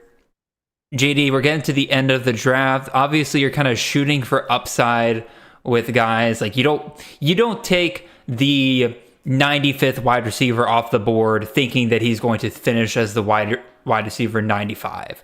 You're looking for guys that truly are going to hit the potential of their upside here. What are the things you kind of look for in order to achieve that? Honestly, it's a little bit of a cop-out, but mostly it's looking at my roster and seeing what I overlooked while I was drafting, right? Or what my pitfalls are, what my shortcomings are. Do I have too many bye weeks? Did I take too many of my guys? Did I swing for the fences too much? That's the first place I start, to be honest with you, because I kind of have a list of like the late round. There's a reason these guys went the late round, but there's so many late round, right? Like me and you, Jared, I'm sure we could draft for like 50 rounds. Like there's just so many players, like even Lane Hatcher, like sure, why not? He's a fine player. You know what I'm saying? You can make a case for so many of these guys. So to me, it's just more of fitting your overall profile, right? Like you have your risky assets, you have your safer assets. For me, I think I'm actually pretty well balanced. Like looking at my roster, I didn't go too, I took riskier running backs than I normally take that I really don't like, but it's not like I'm going to find a safe floor running back in the 25th round. You know, the good running backs are pretty much gone. So I don't know. I'm not trying to cop out, but honestly, that's what I do. No, I mean, that's fair enough. Again, like there are some people who will, I know, like kind of key in on one stat. And like after a certain point, you have your guys that you like, but then you like over the years, you kind of found this one stat has a really good hit rate. So after you get the guys that you like, you just kind of make your queue the order of those guys that are left that are very good in that one stat, and you just keep going after that, whether that's like target share. I know at tight end, one thing that I've tried in the past is I look for the tight ends with the highest ADOT. Like even guys that don't really get a ton of volume and everything like that, if a offense is willing to consistently throw down the field to a tight end, that tells me that eventually, like the offense is going to rely on a guy like that, because that's not a normal role that a tight end gets. And that led me to guys like Luke Musgrave last year, who was just absolutely phenomenal whenever he was healthy. So, all right, JD, you took Mr. Howell there. Ultimate best ball play, man. Just absolutely incredible games last year. You think he's going to do that again this year? Probably not. He was only, what was it, 3 games he was useful in? Okay, so he had 4 games with above 15 fantasy points. The 2 blow-up ones where he combined for almost 100 points. Yeah, for me, that's just, like I said, a roster thing. It's just upside. If he gives me 2 or 3 good games at this point, that's enough for me as a roster spot. Because looking at my other wide receivers, like I went Daniel George, the guy who had, 2 touchdowns last year, Anderson, Epps, some guys that maybe I wouldn't consider super high upside. So, if he gets me 2-3 weeks, 26th round. But yeah, there's no way you can expect that. And they lost Rodgers at quarterback. Their new QB, Jaya Wright. I think that guy's mostly a rusher too. But yeah, he's also not good. Like we mentioned earlier, clear top option on an offense, right? Yeah, exactly. They also brought Nana Davis over there as well, so that could be an interesting pair between those two. The Utah State guy. Yeah. Oh, that is interesting. He's a good player. Yeah, he's a pretty good player. So I took George Tekas, totally just a floor tight end play. I don't really see him being somebody that I love having on my team, but he got plenty of targets last year. They lose Zay Flowers. Those targets got to go somewhere. Probably mostly to Ryan O'Keefe and those guys, but no, George DeCoste, he followed his coach over here to Boston College, so I'm fully on board with it. All right, let's see. Other guys coming off the board here. Again, just a lot of upside plays. Again, Tez Johnson, maybe the nepotism strikes again over there with Oregon, just like it did for Charlie Jones. Austin Jones in the 27th round, man. You're struggling at running back. Take the shot on Austin Jones. I know I like I love Marshawn Lloyd, but the gap between him and Austin Jones is just way too big for a guy that he wasn't fantastic, but when Travis Dye went down last year, Jones provided what that offense needed. So I don't know. You said you're kicking yourself, JD, for not taking him? Yeah, I was just talking about, there's no safe-ish running backs, and it's weird considering Austin Jones safe-ish, but I think he is, man. He's gonna get carries. I don't think he's gonna be RB1, but he's gonna get carries. He's gonna be useful for a few weeks. So instead of sitting there talking, I should have looked. I would have taken him for sure. Alrighty. I technically have too many running backs on this bye week, but screw it. I like this guy too much. I like this offense too much. Give me Naquan Wright there at South Florida. I should consider my bye weeks, but too good of a situation there. I needed more running backs on this team because I only had 7. Probably should grab a few more before this night is out here, but you know what? Screw it. I like that pick. He's a guy I target in the late rounds. I like that. I like stacking him with Byron Brown. The ball is going to touch one of 2 of their hands pretty much, I think, throughout most of the year. It's going to be either Naquan Wright running the ball, or it's going to be Byron Brown running or passing the ball. So if I can grab both of those guys, I like that quite a bit. Herbacek? I would guess it's Herbacek, yeah. JD, who is this man? A lot of people watching here are probably I have not even touched Sam Houston State this year. Who is this man? Why should people be paying attention to him? Well, the reason you're not touching Sam Houston State guys is because their offense averaged he's either 15 or 18, one of those round numbers, below 20 points per game last year, and now they're jumping up to the FBS. So I don't fault you, but very run heavy. Their incumbent QB1, I think, completed less than 50% of his passes, and Grant Cannell's there, but that was 4 years ago. Last he was relevant. So they're probably going to run the ball a lot, and they have a 1,000-yard rusher, I think, in 2021 within the last 2 years. Mm-hmm. They had a really good running back one, and their defense is going to be good. So I think it's going to be a very, very ground-heavy approach, and he's most likely to be RB1. So just kind of taking a flyer on a run-heavy team there. And I know they were so bad last year, but there's a reason it's a low draft pick. But he's another guy, someone who could surprise you with 200 carries. It wouldn't shock me if he did. Yeah, and they struggled with FCS competition last year, and yes, they're moving up to FBS, but they're going to the CUSA. That's a glorified FCS conference at this point, which is great for us, especially with Western Kentucky sticking around over there. Actually, JD, We're late in this draft. We have time to ask a question like this. Western Kentucky, would you rather them be in the CUSA or in the MAC? The CUSA is, I would rather no one be in the CUSA. I mean, I guess that's harsh, but what is the CUSA doing, man? What is even going on there? Dude, they're the ultimate kid trying to stay afloat in the water, just kind of thrashing around, not really sure exactly how to do it. It's a little sad. So I want to like CUSA because I want to root for them. I want to root for these little guys trying to pull together. So I shouldn't bash them, but it's really, really bleak this year, which means you could have some really good, some underrated offensive performances because the schedule is going to be a cakewalk, right? But it is. But the teams are all bad. Almost locks at Western Kentucky. Yeah. They are. I'm gonna look up one of our sections in the CFF guide here real quick because I'm curious because we have a section at the end of our guide that kind of looks at some of the easiest schedules, especially in the G5, and I'm gonna see if I can count how many of them are CUSA teams. 1, 2, 3, 4. Yeah, four of the top 20 easiest schedules in the country are in the CUSA. I'm not going to tell you what teams they are because you got to go by the guide for that. Wink, wink. So that can make a good difference. That's a good thing to have in your guide. Like, people don't think about schedules enough until it's the season's here. But no, they really don't. And again, like we are looking at that. It's more than bye weeks.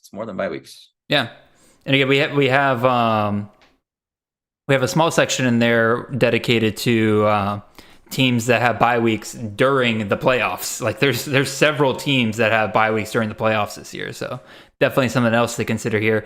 I say that as I take Brendan Rice from USC here at the end of the late round, but like it's another guy, kind of like Austin Jones, where like, do I take Dorian Singer in the 4th round, or do I take the guy that looked absolutely phenomenal in the bowl game against Tulane at the end of the year? Seems to have a really good connection with Caleb Williams in the spring game as well. Like, I'll take him here in the 28th round. Give me that upside, and especially with Zachariah Branch, a freshman, coming off 4 picks later, I like the value I got here a lot with that. You took Jaden Thomas out of Notre Dame, JD. Do you trust Notre Dame's passing game to produce a wide receiver worthy of CFF this year? Oh, that's funny. Then Greathouse goes off the board too. I don't know if I'd say trust, but I think it's more likely. It's definitely more likely than I started the offseason thinking. Just like you lose Mayer and he was the whole passing offense, right? And then Hartman, huge QB upgrade. I'm more along the lines of they probably have like 2 wide receivers that are in like the 650 to 800 range. Then they have 1 wide receiver go off. But I think if they do have a wide receiver, because Tobias Merriweather, like they have Tobias Merriweather who has 1 career catch, and they have true freshmen who are really good. I really like the true freshmen, but they're true freshmen. And this is Notre Dame. Like they're playing Ohio State, Clemson. They're playing big schools, and Jaden Thomas, like it's funny because we're talking about fantasy, but he's a really good blocker. Like he's going to be on the field. He had what 80 yards in the spring game. Like they're playing Ohio State and the Clemsons of the world. Like they can't just throw all true freshmen out there. And Tobias Merriweather, right? Like a guy who was pulled from the field multiple times last year because he didn't know his assignment. I love the kid. I'm rooting for the kid, but anyway, I just think Jaden Thomas is like a kind of safe bet to get 600 plus yards, and he's tall and plays in the slot and outside. It could eat up some of those safe targets that Meyer was eating up. So I don't know. My long way of saying it's not an offense I'm very high on passing, but I think Thomas is a little bit safer than a lot of people think. So Sal asks an interesting follow-up question here. We're talking about the receivers at Notre Dame, but quite frankly, the receivers aren't the thing we love the past couple of years at Notre Dame. It's been the tight ends. You got Cole Kmet, you got guys like Michael Meyer and everything like that. Do you trust any of the tight ends at Notre Dame this year, JD, or do you think that it's been a product of the talent they've had at tight end and they're going to move off of that this year? I personally kind of lean towards the latter. Yeah, I agree with you. I think they're going to move off a little bit more, and I think that's more what Hartman's comfortable with. I just think it makes a lot of sense. Mitch Evans could be a fine like tight end 3-4. It wouldn't shock me, but he was taken in the 27th round. I think that's a good pick. I think that's fine. But yeah, no, I don't see it happening. The kid that's like could be a stud is Eli Raritan. I think is like the kid that could have a huge monster season, but he tore his ACL twice in 10 months. Like, other than that, they have filler guys. I consider, and I could be wrong, guys take huge leaps. They're young kids. They're 20, 21 years old, but I just don't see a massive receiving threat in the room. So I think they're going to be more wide receiver centric than we're used to seeing. Kind of like what most people think UCLA is going to be this year as well. Yeah, I've been pretty big on Greathouse because Greathouse is a big receiver target. So like, and he plays in that slot. If he's able to get in on the field as a true freshman and kind of provide that big over the middle of the field target, I think he could be incredible even year one. So, all right, I'm going to make my next pick. Tommy, you're killing me, man. I had Ramel Keaton geared up and ready to go, and you took him from me. So I'm just going to continue. I'm just going to draft system the rest of this draft. I got 2 guys lined up here. I'm hoping the other one's not taken before my last pick. But, McMillan and Odunze, I grabbed McMillan earlier. They go off super early, but Jaleel Polk kind of showed last year already that he's capable of having some pretty big games. Do I think he's going to be a big guy week in and week out? Probably not, but God forbid if one of Odunze or Jalen McMillan go down, he can easily step up into that role and, you know, if he provides just even one or two of those big games that he had last year, love it here as a 29th round pick. Yeah, I don't think a lot of people realize, like I was just talking about Howell. He had what did I say, 4 fantasy games where he was kind of relevant. That's as many as Polk had last year. Polk's a guy that's going to have a couple big games, and there's upside for a lot more if someone gets injured. So absolutely. JD, you just took Sam Jackson as your, what is this, 5th QB, 6th QB? It's actually my 7th because I took so many questionable guys. Yeah. You took a bunch of questionable guys, and so you took the safe option with Sam Jackson? Not quite. I guess I'm just going with the theme. I just got a bunch of runners, right? Him, yeah, fair enough. Dart, Plumlee. I guess I'm just going all in on the who's going to get me 2 rushing touchdowns this week formula. Hold on. Yeah, YouTube kids, England Chisholm was selected in the 17th round, buddy. If you want to put in the chat who you would rather have than Javonte Sherman, let me know there. And then I also got to replace somebody else here because Luke is DMing me, asking me to switch out one of his picks as well. So instead of Lane here, he would like Rivaldo Fairweather. All right, there we go. All right, RJ taking Dante Moore there. I'm curious, does he take Ethan Garbers as well? Because that's actually not a halfway bad stack to just kind of solidify that room at the end. Never mind, Sean Dollars running back in Nevada. Fun little last round pick. I don't hate that at all. So let's see, coming here, the draft here at the very end. JD, you got one last pick here. What position are you going to target? That's what I'm thinking. I know I said at the beginning of the show I'm only going to take 3 tight ends. I'm actually there's some good tight ends left. Considering not doing that. There are. I'd be fine with any of these guys. You said Fairweather's been spoken for? Yeah, Fairweather's been spoken for. Okay. Yeah, that's the thing. Down here, there's always wide receivers I want to take. Like you said, you just took Polk. I have like 5 in my queue that I'm fine with right now. Yeah, I got several guys that I'm pretty okay with here. But don't take my guy, JD. Don't take my guy. You've been kind to me all night. You've been kind to me all night. Don't snipe me here at the very end. Try what? Can you not hear me anymore? Uh-oh. Did I lose JD? Oh, well, I'm having a little trouble, but I'm on the clock. I'm going to take. All right, Braden Bennett. All right, yes. Let's put you out here. All right, there we go. I think JD has lost communication with me. So this will be a fun little end to the draft right here until we get that figured out. Jordan Smith, tight end out of Temple. Again, JD can't hear me, but I think that's a very good pick right there. I'm back on the clock. I have drafted Jamal Banks. I have drafted Donovan Green. Screw it. Let's go one more wide receiver out of Wake Forest, and let's just make sure we grab all 3 of them. Because, why not? Let's have a little fun with some of these drafts for once. And now, literally, I don't know who Mitch Griffiths can throw to a touchdown to without one of these 3 guys catching it. So, yeah, JD, I see that you cannot hear me. I figured.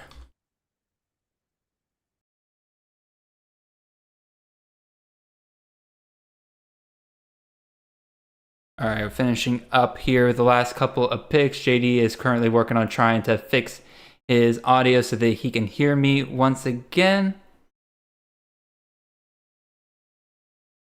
Kane, it's a good point. I probably should have considered Wesley Grimes there, but I really do think they have their top 2 guys there for now. So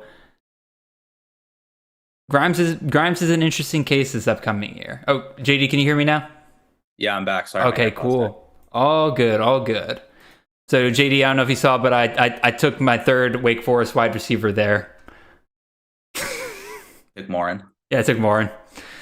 Although Kane is reprimanding me in the chat for not taking Wesley Grimes. I just think, again, I like Wesley Grimes. He's looked really good in the spring and everything, but like a huge reason why he did so well in the spring game was because all 3 of Morin, All three of Morin, Banks, and Green were all injured in one way, shape, or form. So I think that got a little inflated there. But again, I do like the talent of Grimes, so I'm not going to deny it. What do you think? Did I make the right choice in Morin versus Grimes? I think so, yeah. I guess it's tricky because last year they rotated those three outside guys. That's one thing I was thinking when you took Green and Banks, right? They managed to be decent last year, even with rotating with Perry a little bit. Mm-hmm. All right. So I think there's reason to expect those guys to jump up. So it's like, do they find a way to get Grimes on the field since they've shown they want to rotate? I don't know. It's hard to say. I think I lean towards there's nothing indicating that for me right now. So I think Morin's for sure the safer bet. All righty. So congratulations, everybody. We've reached the end of the draft. What we'll do now is we got a little bit of time here. So JD, we'll quickly run through just guys that are still left on the board that you're kind of surprised made it through 30 rounds. Again, this will kind of help people kind of get into the back of their heads of like guys to kind of target in a future draft if they're kind of struggling to find some value later on. We'll start at quarterback. Two names kind of stick out to me. One, Jeff Sims over there at Nebraska, dual threat guy. Hopefully Matt Rule gets it up and running there. I think he's going to be a pretty safe pick. And then Tyler Buckner comes off the board in 26th round. Jalen Milroe still on the board. I still maintain that Jalen Milroe is the most likely starter for the Alabama Crimson Tide this year. And the fact that he made it this far into this draft to the point where he's undrafted in this one, and a guy like Carp didn't pair him up with Buckner is just kind of wild to me. But JD, you got any thoughts on either one of those guys? And then anybody you still see on your board that you're surprised didn't come off? Yeah, Milroe's a good call. Actually, if I had the Sam Jackson pick back, I might have done the same thing. It's basically like the same read, just a way higher upside, right? Yeah, I like that. I think I agree. He'd be my guess for QB1 in Alabama right now. And it seems like people are leaning towards Buckner, and I'm not. Another guy, Chandler Rogers. I had him in my queue, North Texas. Good runner, Eric Morris scheme. I just think he's fine. I think he's a good guy that probably goes off the board in most drafts. I don't think he starts for North Texas. I think Reuter ends up taking it in the fall. Jace Reuter? Yes, sir. Back from the dead. He had a really strong... Like, go look up some of his spring scrimmage performances near the end and then compare it to Chandler Rogers, dude. Like, if Morris is set on passing the ball, like, there's no way he goes with Chandler Rogers. Like, it has to be Reuter. Reuter just looked much better in the passing game on pretty much every one of their scrimmages, so... I took the shot on Jace Reuter in a dynasty league recently, in a league where there was not a lot of QB options available. So I'm buying into it, man. I'm not sure. Like, I don't have a good read on Morris, to be honest. Like the Cam Ward thing was weird last year. Like the new Washington State coaches are talking about Cam Ward's footwork, right? And I'm like, what were they working on back here last year? Like, what was the coaching staff doing? It's like, yes, I don't know. I don't have a good read on Morris. Yeah, I'm not entirely sure that Morris isn't a fraud, because like, again, like somebody pointed out that like GJ Kinney came in and like everybody was talking about, oh, Eric Morris's stats at Incarnate Word were absolutely amazing. GJ Kinney came in the very next year and just blew those outside of the water. So running backs, people who are still left on the board, I'm kind of surprised by. Nobody I'm truly surprised by. Again, we talked about Henry Parrish earlier. I'm kind of surprised nobody took the shot on him there at Miami, because I do think he'll be the RB1 there. But Kalen Black out of James Madison, and people are kind of going back and forth on whether he's the starter or if Latrell Palmer is. So I kind of get why he might have fallen. Nobody else really kind of surprised me. Anybody standing out to you, JD? Nobody's shocking. Some guys I had in my queue, Cam Davis at Washington, sounds like he'll be the starter. He double-digit touchdowns last year, pretty good receiver, right? And no Tualapapa in the mix.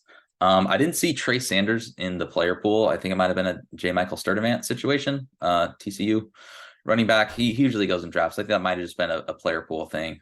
I thought about taking him, and I just, I don't want to make Jared work doing a placeholder, and he's got competition anyway. So those were the two names that stuck out to me. I'm trying to find him. I'm control Fing for Sanders right now, but I don't see. Oh no, he went off in the 18th round. Huh. Oh yeah, you're right. Solid. Yeah, solid pick. Wide receivers. Talked about Tavian Robinson earlier. I'm kind of surprised nobody took the shot there. TJ Sheffield is a guy that I've been kind of okay taking towards the end of drafts because, again, it's Graham Harrell. Supposedly he runs an air raid system over there, and supposedly he's been given the keys to the offense over there. So if it's an air raid system, wide receivers are going to eat. TJ Sheffield's the most reliable guy currently there at Purdue right now. Now, they did bring in a bunch of guys out of the transfer portal, so that kind of tells you what they think about their wide receiver room a little bit. So maybe it's going to be just a whole mess there. But again, surprised nobody took a shot there.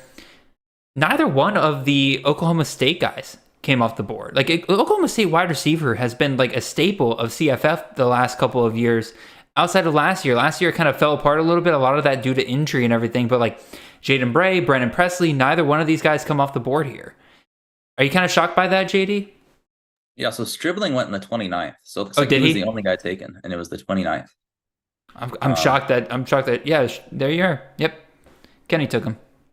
So that's a little surprising. I just think it's such a mess, and not really anyone's high on Oklahoma State. But like you said, that's the perfect buy low opportunity. If you're gonna spend I'm spending a 30th round pick on a backup tight end and a pick on a Sam Houston State running back, a team that's averaged 15 points, whatever it was, 15, 18. Like you could just throw a dart on the system. So that's why just structuring your overall roster so you can afford those shots. You can't take all shots. I think people kind of dig themselves in a hole when they do that, but you can take some at the end of drafts. So that does surprise me a bit. I liked your call on Sheffield. I take him a lot at end of drafts. That's a good one. And then the guy who was at the top of my queue that I didn't take was Terrell Timmons from NC State. Good call. Right now he'd be my guess to be Robert and I's wide receiver 1, right? He's a guy that's kind of growing on me. I know like no one has a strong read on that room, but that's similar to like what we just talked about. If no one has a strong read, that means you could be getting a really good value if you hit. Oh, 100%. Because again, like I'm thinking of like Dakari Collins is there, or DJ Collins as he goes by now from Clemson, transferred over there. Porter Rooks is a guy that I kind of liked over there. And then they got the 2 freshmen coming in. You got Kevin Concepcion and then Juice Farine, who has the tight end eligibility as well. So like that room could be a total mess, or like you said, JD, like somebody breaks out of that room. Oh, Tommy, did you take DJ? I'm sorry. I promise I pay attention sometimes, y'all. Where is it? Wide receivers. You took. Oh yeah, there he is. Yep, DJ Collins. Yep, good call, Tommy. I appreciate you taking the shot there. Like I don't think it's a bad pick at all. So. Alrighty, tight ends, JD. Anybody really shock you here? Shane Calhoun, Donovan Green, those are 2 guys that kind of stand out to me. But overall, I think we did a pretty good job of drafting the guys that really should have been drafted in this draft. Eric almost fell out of the 30th round. Barnabas picked him up there in the 30th round. Anybody kind of stand out to you there? Yeah, I guess all would have been the most surprising. And yeah, you're right. He did go. He would have been the most surprising. So I'm not. That's funny. He was the last. Oh no, that was going to reverse her. But yeah, the last round. That's pretty crazy. And McAfee he's on Georgia Southern, right? Yeah, I know he has a lot of fans. So that would have been surprising if they both. Of course, they both went right before I took my 4th tight end. So thank you guys. But yeah, no. Other than that, no one really surprised. Josiah Miamin on Florida International. I wouldn't want to call it a surprise, but he's a guy that's grown on me a little bit with Fairweather leaving because he was kind of neck and neck with Fairweather last year. But again, it's Florida International, so I'll have to take another look because again, they do play in the CUSA, so maybe, but they played in the CUSA last year, so who knows? Looking over your roster, JD, what are you happy with overall with what you did? You kind of did a self-reflection in the middle there, but overall, now that we're finished with the draft, are you happy with what you had? Not really. Okay. I'm usually a harsh grader.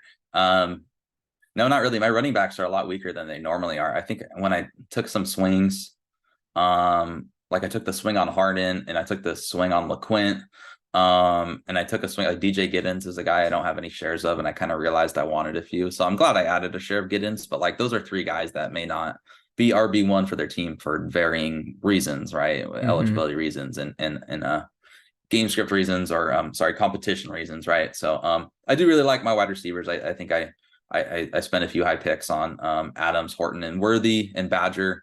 I feel fantastic about my wide receivers, but usually my quarterbacks are just kind of like my goal on quarterbacks is not to win the league with quarterbacks mostly, and redraft, yes, and best ball, no.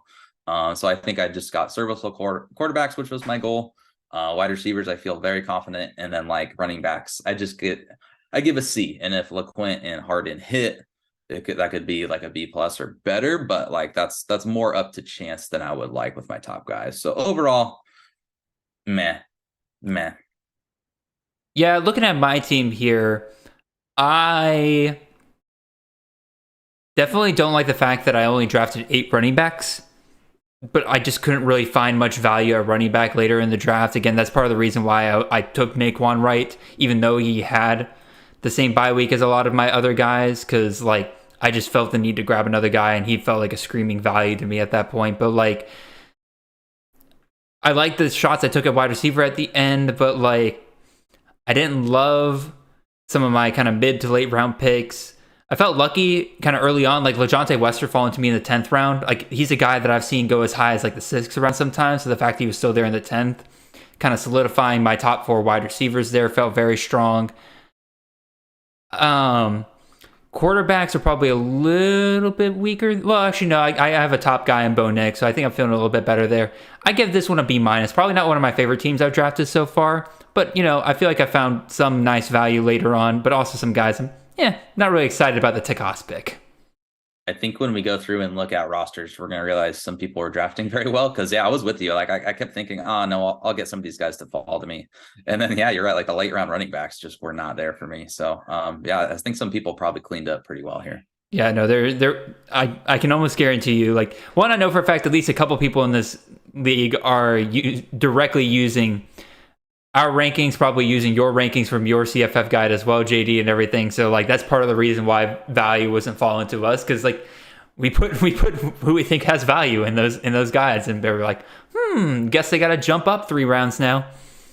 But overall, well done everybody. Again, this one went a little bit longer than we typically do, but it's fun. I love having JD on the show and everything like that. Again, I hadn't been able to get him on this off season. Didn't have him on one of the streams last year, so I'm like, shoot, let's get him on here. He's one of the best drafters I know. So it was great to have you on, JD. Again, just remind everybody, one, where they can follow you on Twitter, any kind of social media, as well as what y'all do on over there at Devy Watch regarding CFF. Yeah, it was a ton of fun. Glad to be on. Drafting and talking is really hard. I don't know how you do this every week. You get used to it. Kudos to you. Hopefully my daughter she's screaming in the background, so hopefully that wasn't too bad. No, I didn't hear it at all. So, but I think overall it went pretty well. But yeah, I'm at Devy Watch. It's CFF, it's the off season, but it's getting really close. So, go check out the guide. Other than that, season's ramping up. We'll have camp reports out before too long. This is like our last, I'd say get a lot of drafts in July, because, August obviously you can as well, but like July, what's going on in July? There's no, what are you going to watch? Summer League? What are you going to watch? Some golf tournament? Like there's nothing on. Baseball, mid-season baseball. You're not watching anything. So I think this is the season when you should really hit CFF hard. Jared's coming out with a lot of great content. There's great content out there. So just check it out. And thanks for having me on, Jared. Yeah, no problem, JD. Like I said, you're awesome, dude. You're one of the smartest guys I know in this space. Are you going to the expo this year? I can't make it this year. I got the 2 little ones this year. It's too much. I made it the last 2 years. It was awesome, but I think I'm going to have to take a year. I just want it to be a hiatus. I want to go back. I encourage everyone to go, but I won't be there this year. That sucks. But again, if y'all ever get the chance to meet JD, I know some of y'all live out there on the West Coast and everything like that. He's an absolutely awesome dude. So if you get the chance, go meet him. Really appreciate all of you guys who are listening. Really appreciate every single one of you who was drafting with us tonight. It was a ton of fun, absolute blast for us guys. Again, check us back here next week. We should have a really, really fun guest for you guys next week. Somebody who I have never had on any CTN shows ever. But he is a pretty big voice in the CFF space. So y'all will have to figure that out when I announce that later this week. Also check out this week's CTN. We go into a deep dive on quarterbacks, give you a crash course there for that. And we're going to continue on with all the positions in the coming weeks. Be sure to check all that out. Appreciate you guys. I'm rambling. It's late. I'm tired. It is time to go to bed. Really appreciate you guys. Hope you have a wonderful and blessed week. See y'all. Later.